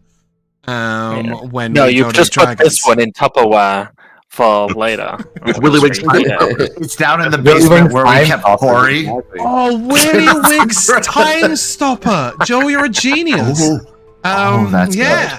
We put it I in almost one joked big earlier box that, with one small bottle opening. And then I think we have. Willy Wigs. I think we have 5 of them. Fine, we with could have, five small bottle individually openings. packed meals. Yeah. Yeah. I was Yeah. going to say earlier that Meal Fenric prep. would shove it up the neck hole of the Mind Flayer to preserve it on his wall. Okay. So how many hit points are we gonna get? You'll get 32 increased to max when it comes to it. 32. Yeah, we can't be Nat powered 20's killed go. then. One of the cooking checks. Well, speak for yourself. I'm So pretty should we sure I could give put it Vel'zekiss on 42 and he could still be power word killed. But yes, you will approach this post-lunch. You will be able to head towards the orcish area. It is about 15 miles, which is a full day's journey. So halfway you will take a break, and the following morning you would travel onwards. As it gets towards evening, Drift on Sands sort of looks to you. You are going to make this tall structure again when it comes to the evening. Is that so? Yes, it's called a tower. From where does this tower come?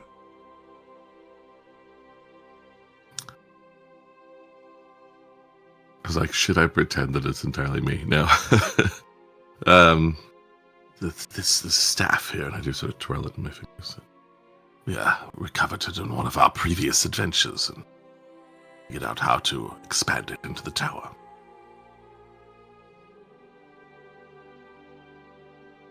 It is forever. Well, we've already put it down from lunch, right? So, not it's again and again, but not doesn't just stay. Unlimited. And don't try to stay inside it when we drink it. It's not good. She didn't come inside it for lunch. Oh. And she sort of says, I fear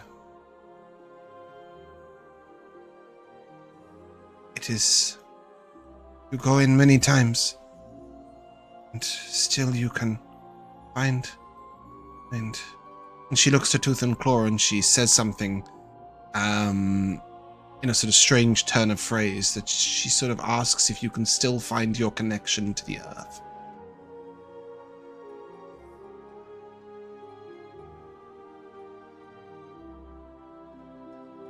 I think I do. But I know what you mean. Perhaps I will look inside this evening. Can you still see the stars from inside? We do have some windows, and you can't go up onto the roof. Fenric's up there all the time. It's a long way up, no? Which means it is also Hasn't a stopped long me way from down. fishing over the side, but that's a whole other magical. She looks at you. It just explodes. No, I'm kidding. But she sort of looks at you and, right.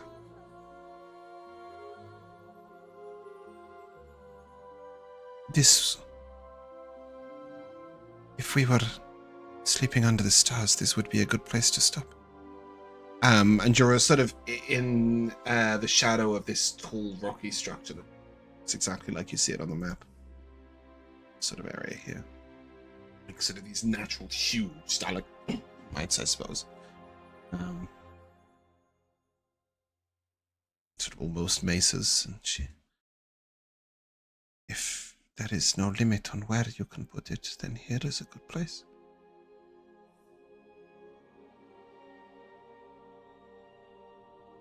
Why not fit it among its natural brethren? Trees, shade will say, there is beauty to structures of stone too. When I traveled with Arun for the tribe, I saw many beautiful structures in stone.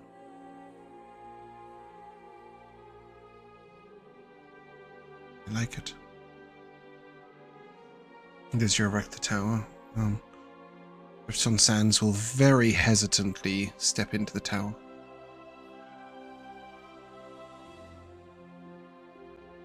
It's very big. I will stay here. And she sits like a foot away from the door, with the door open. That's as close as she's coming. She's got there. That's as far as she's going to remain.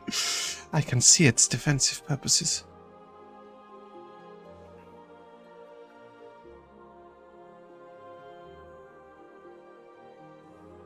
Perhaps you'd like to come in to the parlor. Only prisons should have 4 walls, a floor, and a ceiling, all made of stone.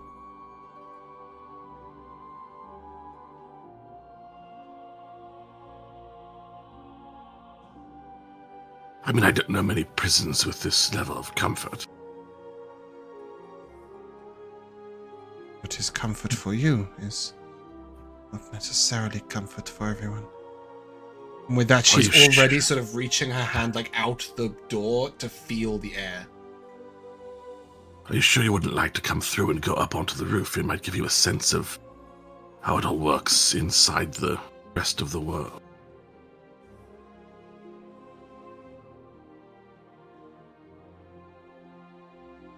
She nods once and like goes to follow you, but you see like she's still like looking out the door. It could be tomorrow, as you say. We do this again and again. Perhaps better I understand it all now. The roof is so close, yet the tower is so tall. The concept of a 2-story building has obviously never crossed her mind.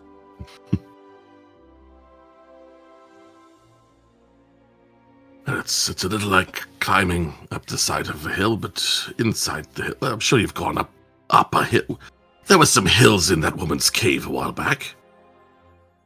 I do not like caves either, but I have scaled mountains. Height does not scare me. Only being closed in.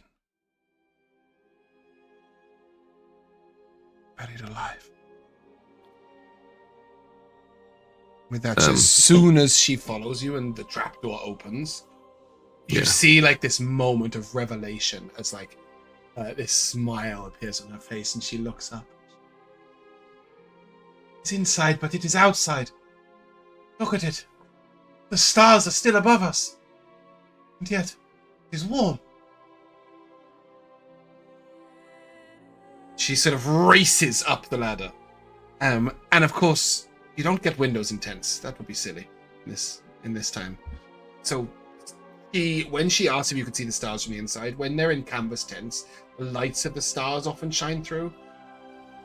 You don't actually see the stars. And as she races up this ladder, she sort of puts her hands up in the air, standing on the top of the tower, as if in praise. And she says, "This Fenric of yours is wise, for who would be anywhere else but here?" And then she sort of like looks up to the stars, and she's just, you can just see this sort of joy as she sort of dances around on the top. And she looks back to you and answers the phone. She says your name, apparently. We should be sure to warn her not to sit in the center of the roof, because that would be crazy. Yeah.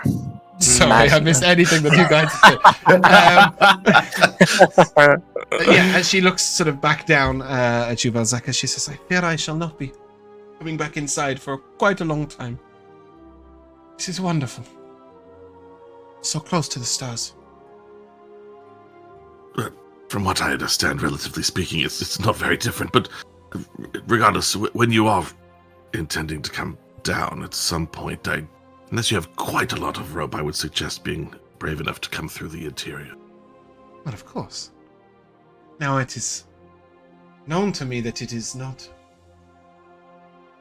There is air. It is not like a cave.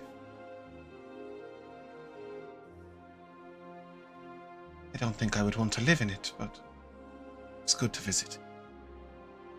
And then she continues on, like, yeah, you guys can take a long rest because she ain't coming down till like 4 a.m. I just close the thing under it and walk back down, muttering to myself, "No one invited her to live here anyway." But yes, she Tree Shade, however, sort of seeing the parlor, thinks it's absolutely wonderful, and every now and again will move between one soft chair and another soft chair, and sort of squish into it, and is very pleased with the whole thing. Seeing your full kitchen, will come up behind Nikha and sort of going, "What is this for? What is this for? What is this for? What is this for?" You know, it's not just a campfire; it's all these extra bits. And she's absolutely flummoxed by it, but loves the idea of it. Yeah. Also, not introduced to the concept of windows. Like, she's seen windows from the outside of big buildings when she's been to the to Tharun, but she's not been inside buildings and looked out. And to her, that's quite a different experience, and she's quite pleased with it. You can see she's much more adventurous than Driftstone Sands. What did you say? Should we blow their minds and expand a dining room for us all to have while they're in it? Yeah. Like, oh, there's no place for us to sit right now. Oh well. How much is the dining room actually? Like, oh, it's the most expensive of the standard rooms. Oh yeah. Is it? It's 200. Oh, how will you ever afford it? Yeah, so a dining room comes... Oh, here we go. The dining room comes with a table with 8 chairs. It's exciting, isn't it? It's quite royal and regal. Is there 7 of us or 8 of us right now? 7. 7. Bear with me a second. Let me look up my copy. See if it confers. Sorry. Table large enough to seat 6 people, and stools or small chairs appropriate to the size of the table. Dining room comes with enough crockery and glassware to provide for 6 diners. An upgraded dining room may feature dressers, various different sets of tableware, richly appointed larger tables and chairs, or other features discussed with the servant. Meals taken in the dining room can last until the 2nd long rest. So normally, when you get a cooking benefit, it lasts till the end of a long rest. Oh, But if you eat in the dining room, it'll last until the following day's long rest. So you could have potentially got your Nash 20 meal to get to last 2 days, effectively. Right. You can override them with new meal buffs if you wish. But yeah, just thing. Well, do we want to do this or spend 200 gold frivolously, or Perhaps after To- you've to looted a impress a dragon's couple- hoard. to impress a couple of tribal Tabaxi? If that's your destiny, Pietro. Maybe later we can convince one of them to stay on as a non-mechanical servant bound to the tower. Oh, perhaps. Good luck getting drips and sands there. Anyway, I feel like good luck getting Toothy to agree to this. yeah, exactly that too. But yeah, for now, I will say that you guys can move on. When you've got a dragon's hoard in pocket, you can have all the rooms, and you will be able to approach the land of the orcs.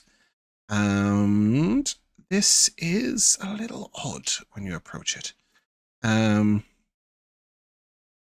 As you look, you see 2 sort of old towers. And each one is sort of made of wood and metal, and stands quite tall, but is built sort of sparsely. It's just a ladder leading up there. And other than that, there are short, square buildings covered in canvas and skins, semi-permanent tent-like structures. And then at the center is this one much larger sort of vaunted structure with 2 wooden walls and then canvases over the top. As you approach, an orc calls out loudly. Stop! One approach! And coming from inside the area, not from the tower. The tower is where the one shouts at. Coming from inside is an orc, sort of covered in a headdress, holding out a sword, with a strange shield with a sort of dip in it that you would know is designed to be sort of like held side by side with a sword over it. And indeed, 4 or 5 other guards sort of come close to the area, but only this one person sort of looks at you from the entrance and one approach! These are your lands, Atusi. Perhaps you should handle these. Okay. And Remember, you speak for all of us.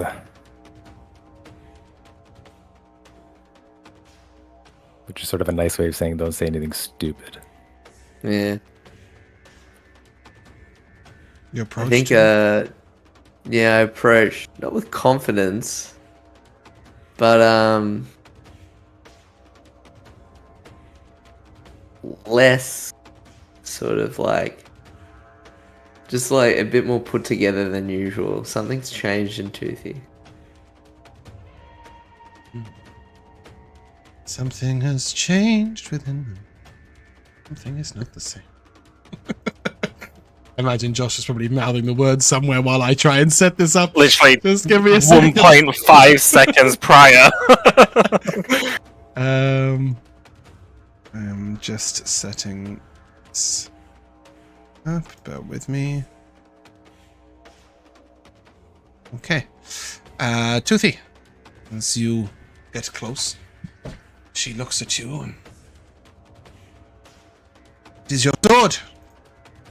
She motions towards your blade. It is my axe.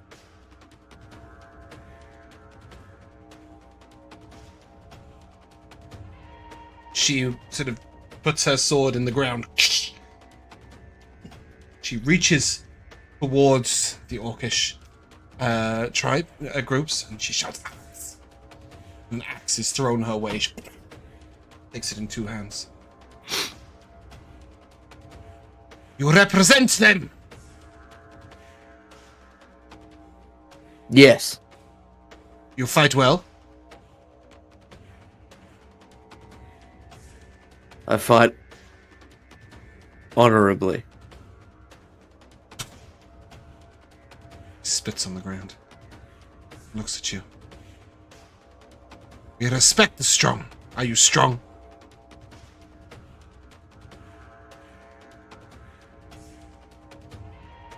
I try. If I kill you by mistake, what name do I put on your headstone? Tooth and claw. Strong. I am Vlashka. Roll initiative. She doesn't say that. I do. She's got a 15. Now I got an 11. Okay. There is no moving in this fight, only melee. Yep. Toothy.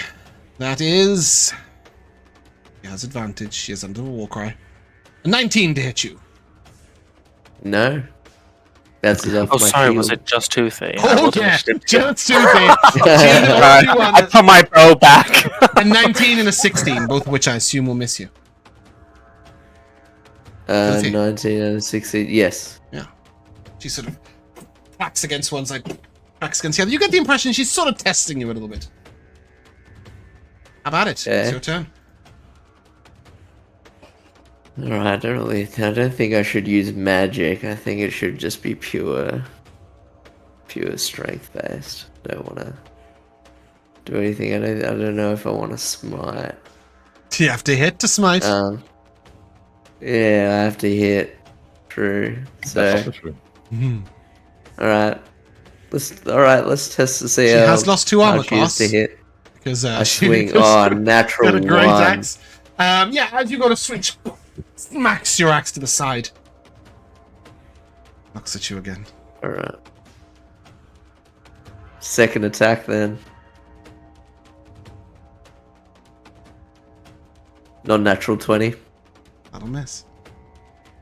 That'll sort of- miss. Oh, sorry, no, it would miss, but she took her shield off, and I even just said she lost 2 armor class.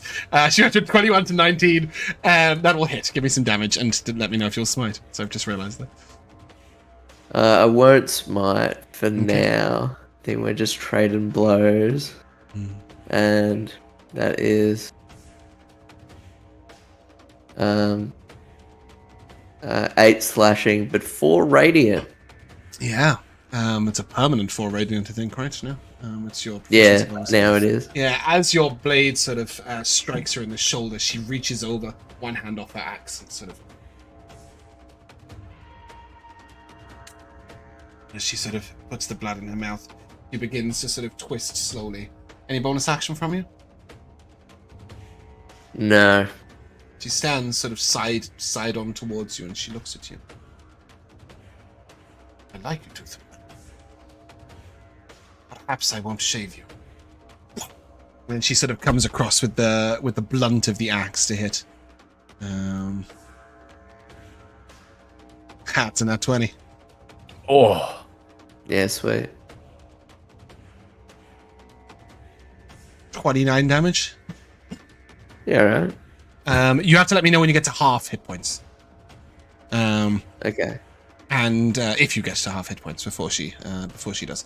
And with that, she sort of looks at you and then says, "Or perhaps I shall." And then she will swing with the actual head of the axe. 21 to hit you. Yep. For another 13 slashing damage. And it is your turn. So has she looked like she's used any, like, abilities? Nothing. She's just swung an axe at you. Nothing. Damn. Because... Her axe does appear to have some extra damage on it. I'll tell you that. It has an extra Yeah. D8 of slashing on it. So, there is that. But it is just that. so I'm 1 hit off of half. Sick! That's okay. Are we able to do anything in this meantime? Nikha, you would I just know want to send him a 100% message. that if you intervene in any magical way to affect the fight, you would be in trouble. But it is very common, and indeed you will hear some of the other orcs sort of shouting things and curses and mockery. It is very common to get involved in every other way you might like. Oh, so Well, we can affect it without without. No, magic. no, as in you can't affect the fight, but you can shout things, you can direct him, you could say, drop your axe, raise your hand, stuff like that. What if nobody knew? oh. Cheating is always available. So I would just like to send a I don't know how message to Nikha would Toothy. feel if you cheated, because this is not quite a little more brutal than the half-elf, wow, than the half-orc traditions, but it's still close. Go ahead, so what were you going to message? Yeah. Do not hold yourself back. Use every tool available. She will respect you more if you show her your strength. All right then.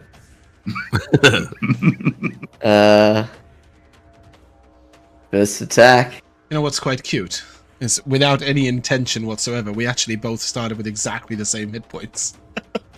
There you go. Which is quite funky. 21 will hit. 21, and I'll 3rd level smite. Fucker. Give me some damage. Alright.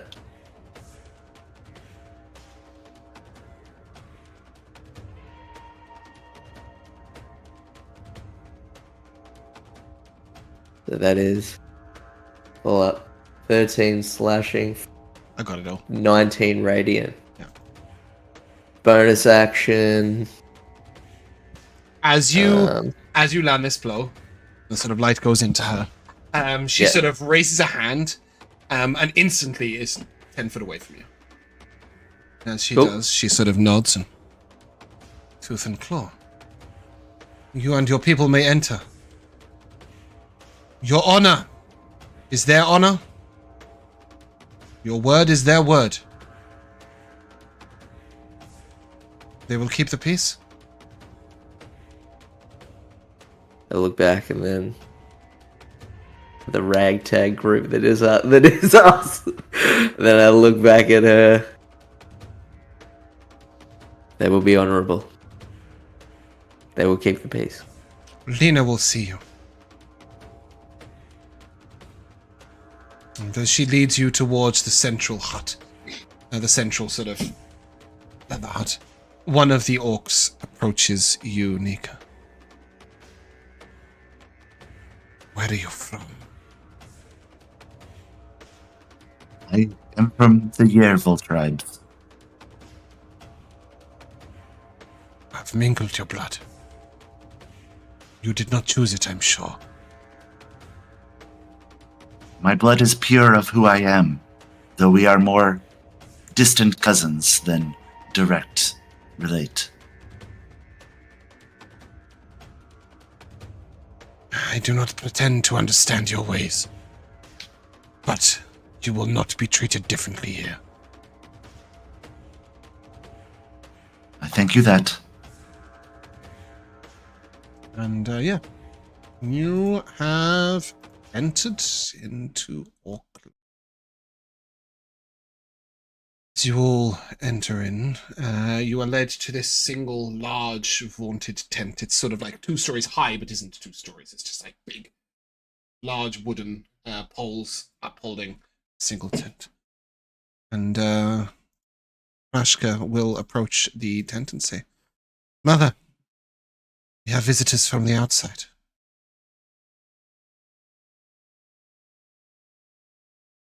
There is a long delay with no sound.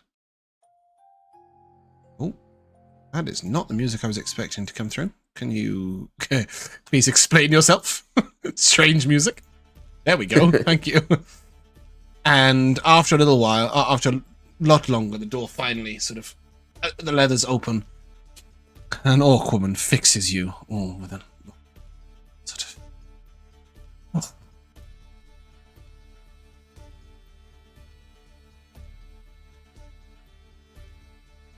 All right. Come in. She turns her back on you and walks into the tent.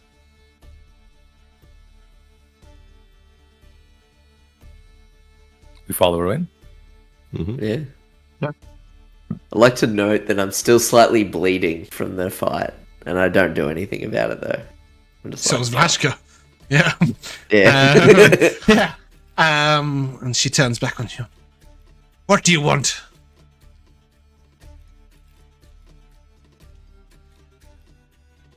We seek to kill the Black Storm. I seek to become a goddess tomorrow. Will you join me? That's out this horrible croaky cough. She reaches over and she grabs this sort of dusky bottle and she fills up a sort of clay cup. And... You thirst? Yes. Vlashka! Get us something to drink. After a while, Vlashka, still with her wound showing, comes in bearing a tray and hands each of you a clay cup.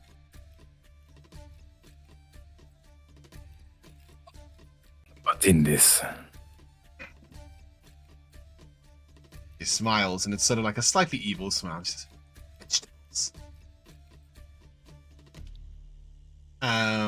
You may give me a culture check or a perception check, your choice. Any one of you. Nikha, you may do so with advantage. That'd be 20. 29 for perception. 5 on the culture. 10 on culture. Ruthie? I don't care. That's what I like to hear. Tree Shade takes one little tiny sip. Anybody who got above a 12, sorry, Vel, will notice that it is strong with alcohol. Anybody who gets above a 20 will note that it is distilled from potatoes. This is basically vodka. It's vodka. Really cheap, shitty vodka. Your glass is full of it. There is no mixer. And she's just drank a whole cup of it in front of you. And she sort of looks to you and... It is you that defeated my daughter. The gate. I nod. She is weak. She must be cold. He looks to each of you, seeing if any of you react. I would if I knew what the fuck it meant. What? She must be cold. Out from the tree. Yeah, what does that mean? Yeah, Oh. all the week. Maybe killed. I don't know. You're not very sure. I'm no paladin. I'm no paladin. Very good. On we go. Yeah, if nobody No, to obviously, know what go of a week. if nobody obviously reacts, she's sort of... Yeah, I think I would just look her in the eyes and I would down the drink. She lets out this horrible brain. Don't fear. I'm sure she held back. No. You seek to kill a dragon. Are you as strong as you are stupid? Stronger. They all speak. Now, when we question their intelligence, is your intelligence important to you, Genasi? It may be. What do they call you? I am Pietro di Rocco. Fancy name for a fancy fella. I'm Lena. So I've heard. You are from the Yebel tribe. Listen to me. I am. I have You friends. may call me Nikha. I shall. She looks over at Vel'zekiss. I know not your kind. Well, there are very few like me, but the others have some similarity from not so far off on the coast.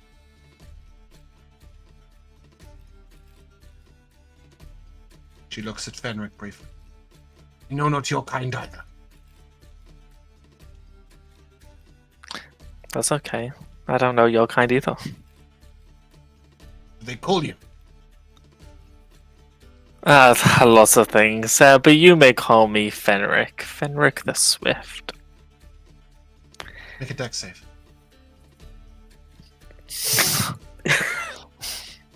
Plus something from Toothy?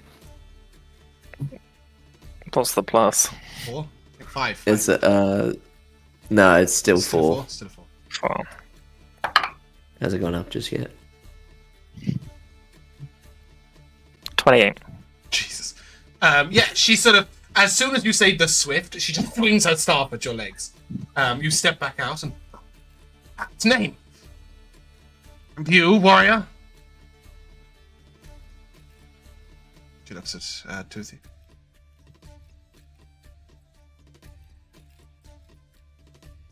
I try to be a warrior.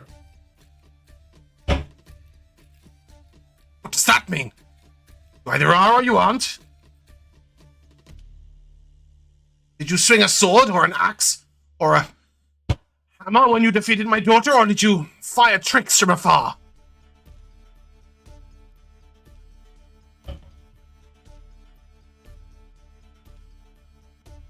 I have some sort of magic about me. I do not know where it comes from. She sort of reaches right in and sniffs right next to your chest. Nothing ain't special, that's for sure, when it comes to magic. But these, and she squeezes your biceps. I think you're a warrior. And then she sort of...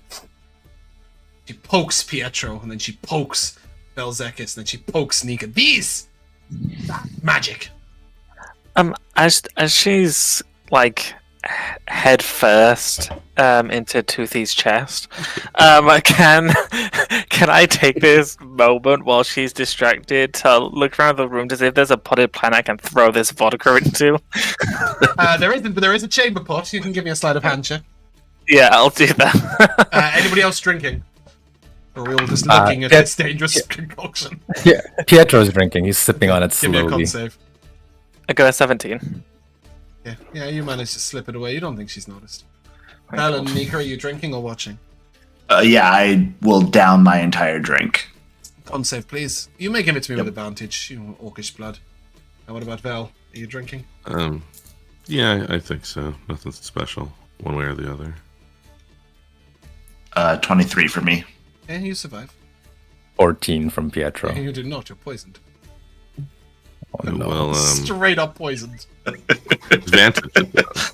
Oh, yeah. If you have it. 22. Oh, you have advantage because you have advantage against poison. No, Tides of Chaos. Oh, cool. Yeah, 22. Vel holds it down. You see Pietro sort of like used to some nice fine wine, some good drink. This just, he's as poisoned by the bad make of it as he is by the actual strength of the alcohol. Just completely. Appreciate is just sat in the corner, like swaying from side to side, and Drifts and Sands is not even making any, like trying to disguise the fact that she is holding the drink as far away from her as physically possible. She pokes all three of you. Magic. They've got plenty of it. So, what's your plan?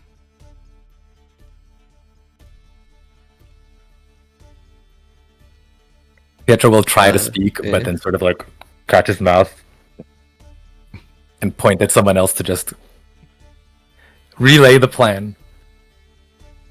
The current step of the plan was to gain allies, perhaps in the forms of some warrior orcs. All our warriors are idiots.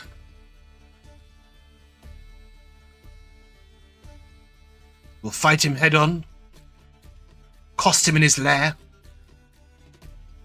Fly in the sky to fight him. We have some although we know now additional things about some cultists protecting him, we have some information about where he makes his bed, as they say, and can prevent him, as far as we understand, from being in the open.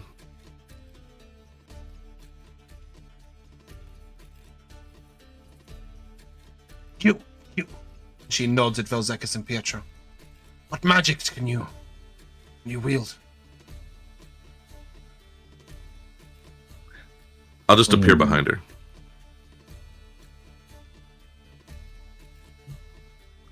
What is the heaviest thing in this room? Toothy?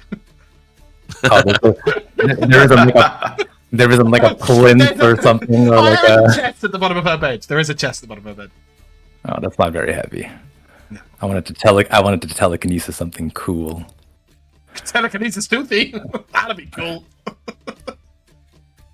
Well, I will first rise up from the ground and float in front of her, still holding my mouth. And I suppose I will do the same. Is she sitting on a chair or is she just standing? She's standing. Leaning on a stick, looking.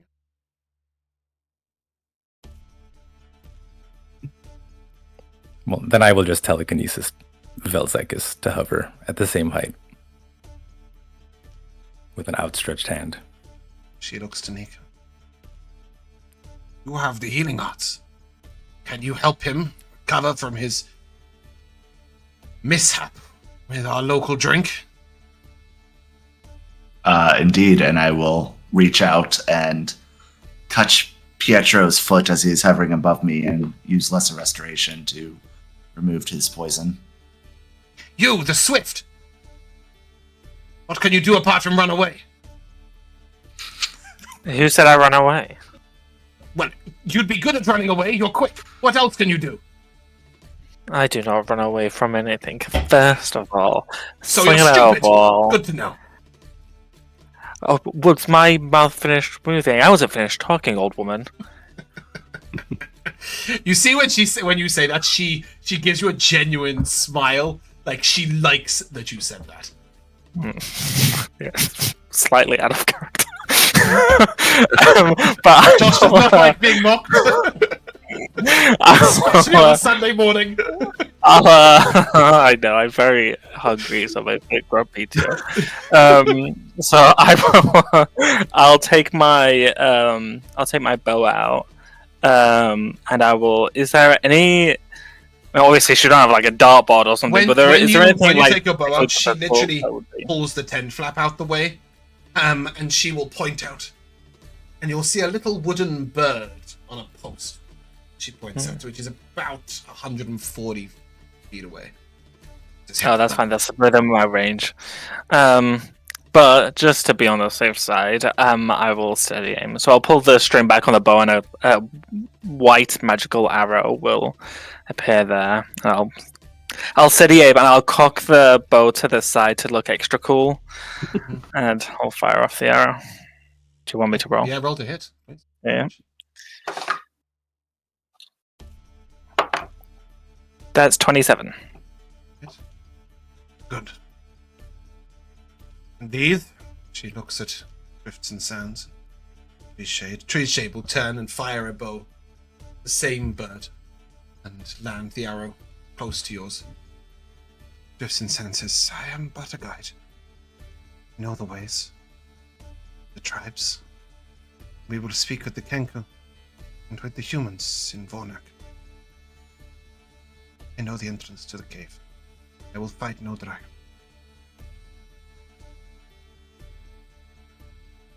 He looks at you all. I will send none of my tribe to die by your side. They would not help you. I shall come with you. Slavka! Make sure the men keep to their duties. Don't touch my chest. Just strange connotations that I didn't consider when I said the sentence. She will look at you all and say, right, come on then. Are we leaving now?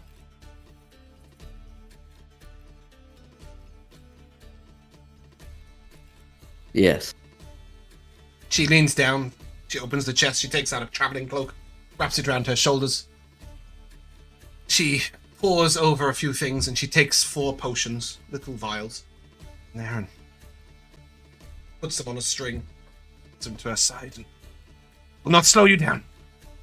With that, she will walk straight out of the tent. She looks around and try not to die while I'm gone. I go to fight the dragon. And that she just walks out the town.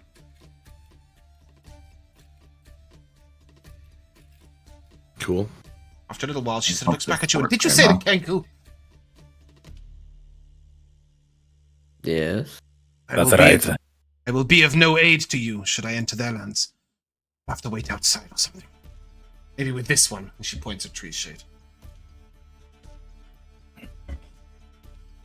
You have a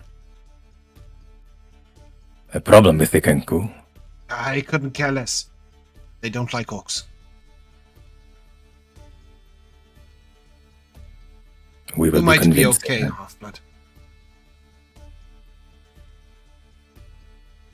With that, she will follow you, and you may head to Vornak, which is a long way back. Couple of days' travel. And subsequently to the Kengu. Kengu, like Pingu, but cooler. What sort of time is it in real life? When do we normally end? In 8 minutes, or in an hour and 8 minutes, or in 2 hours and 8 minutes? 8 minutes. In about 8 minutes. About 8 Then minutes. what I will say is that the journey will begin next week. The week after next, and that is a good place. I'm literally just looking at the clock going, Wally, we've not got an hour and 10 minutes left. I feel like we've been here forever.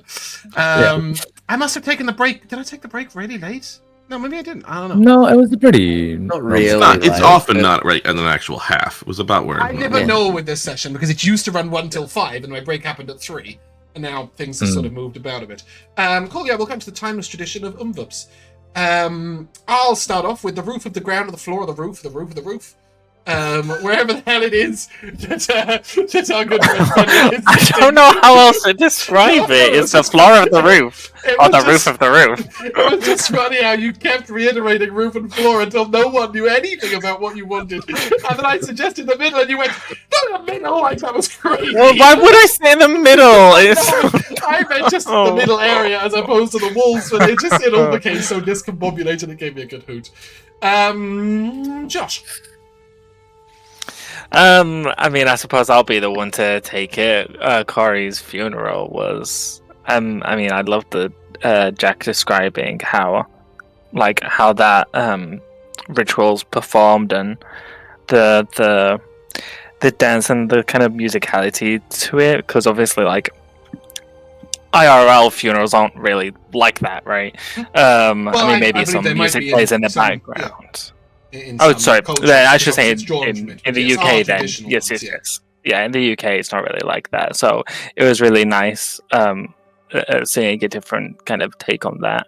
And then a second one, I really liked Lina, I think. Lina, yeah. If anyone's watched Legend of Korra, she really reminds me of Old Lady Toph. She just does not like give a shit about anything. So yeah, I really liked her. Yeah, I wish that she didn't have random bits of human skin creeping into her art. But I love the art enough that I was like, I'm not going to try and get it any better. I think she's just, she's a cool girl. Jack. Everyone had a sentence or two where they were like really emblematic of their character this session. So like I've got like one for each person.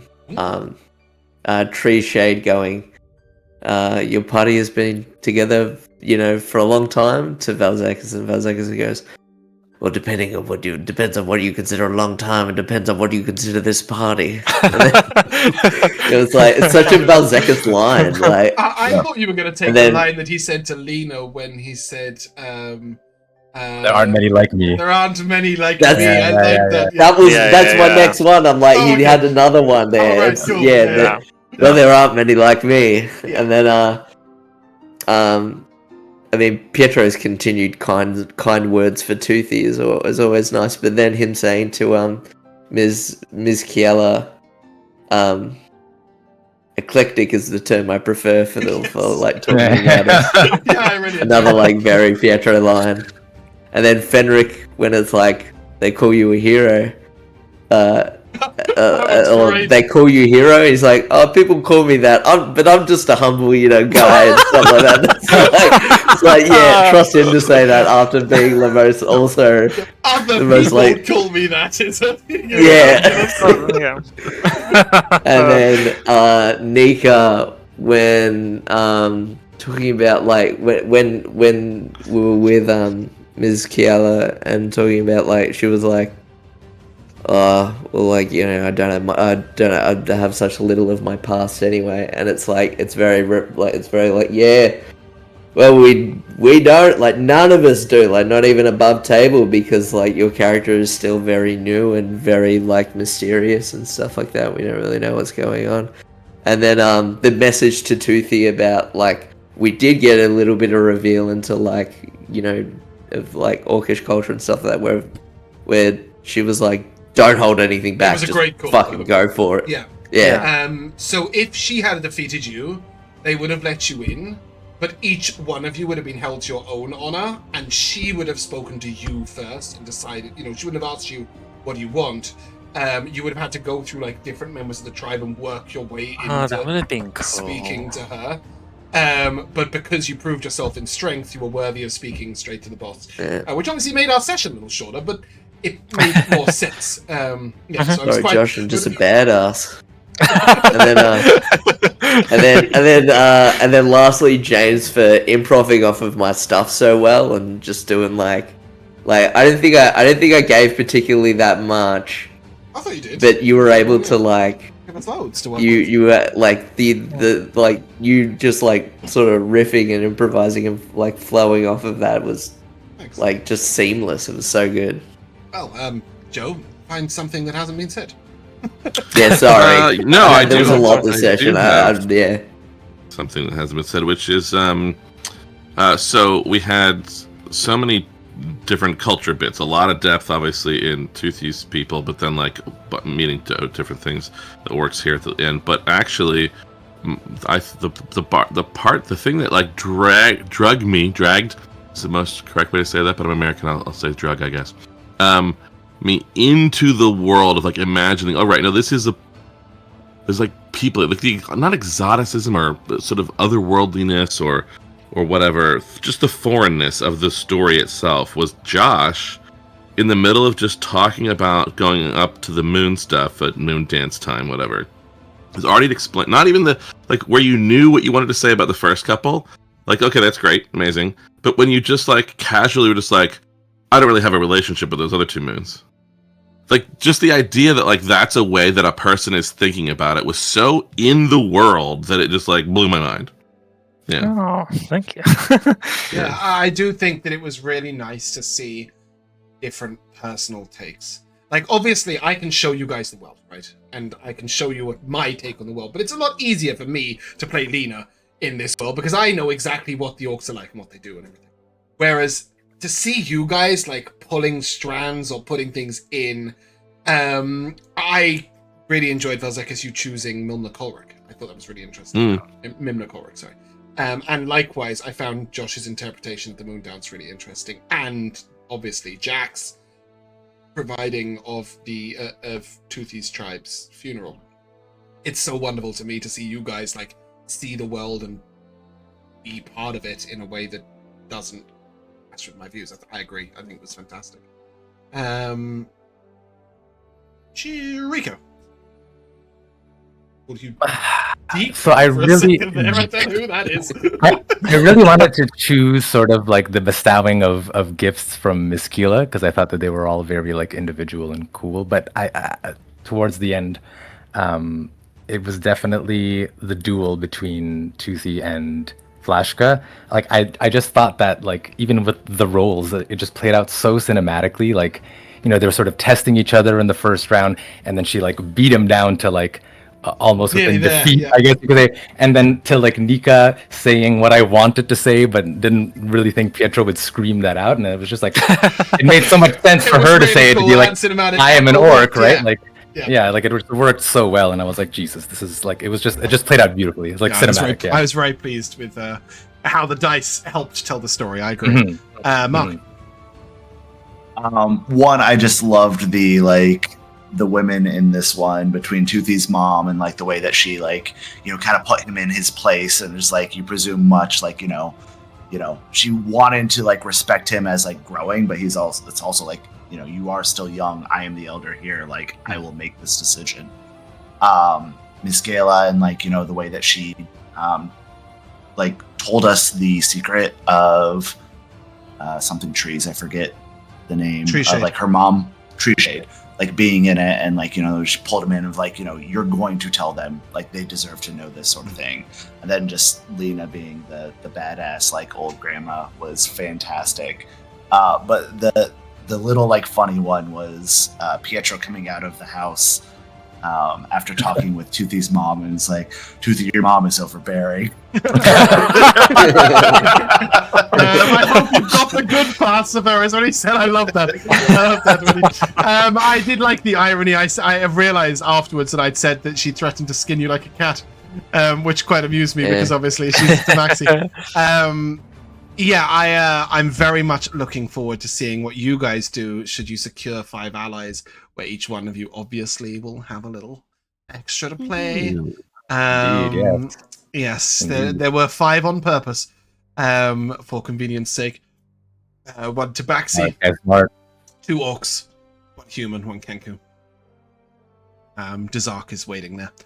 But yeah, I think when we created the campaign, one of the main things that we all shared as an interest in was a sort of exploration side of it. I wanted to show more of the world, you guys wanted to see more of the world, and I think it's we're finally getting to some of the more culturally bits of, I mean, obviously, you know, the whole world has some sort of culture, but I've really enjoyed like the different tribes and stuff, and envisioning how you guys interact with them, and I think today played out really well for that, so I really enjoyed it. I thought you guys were great.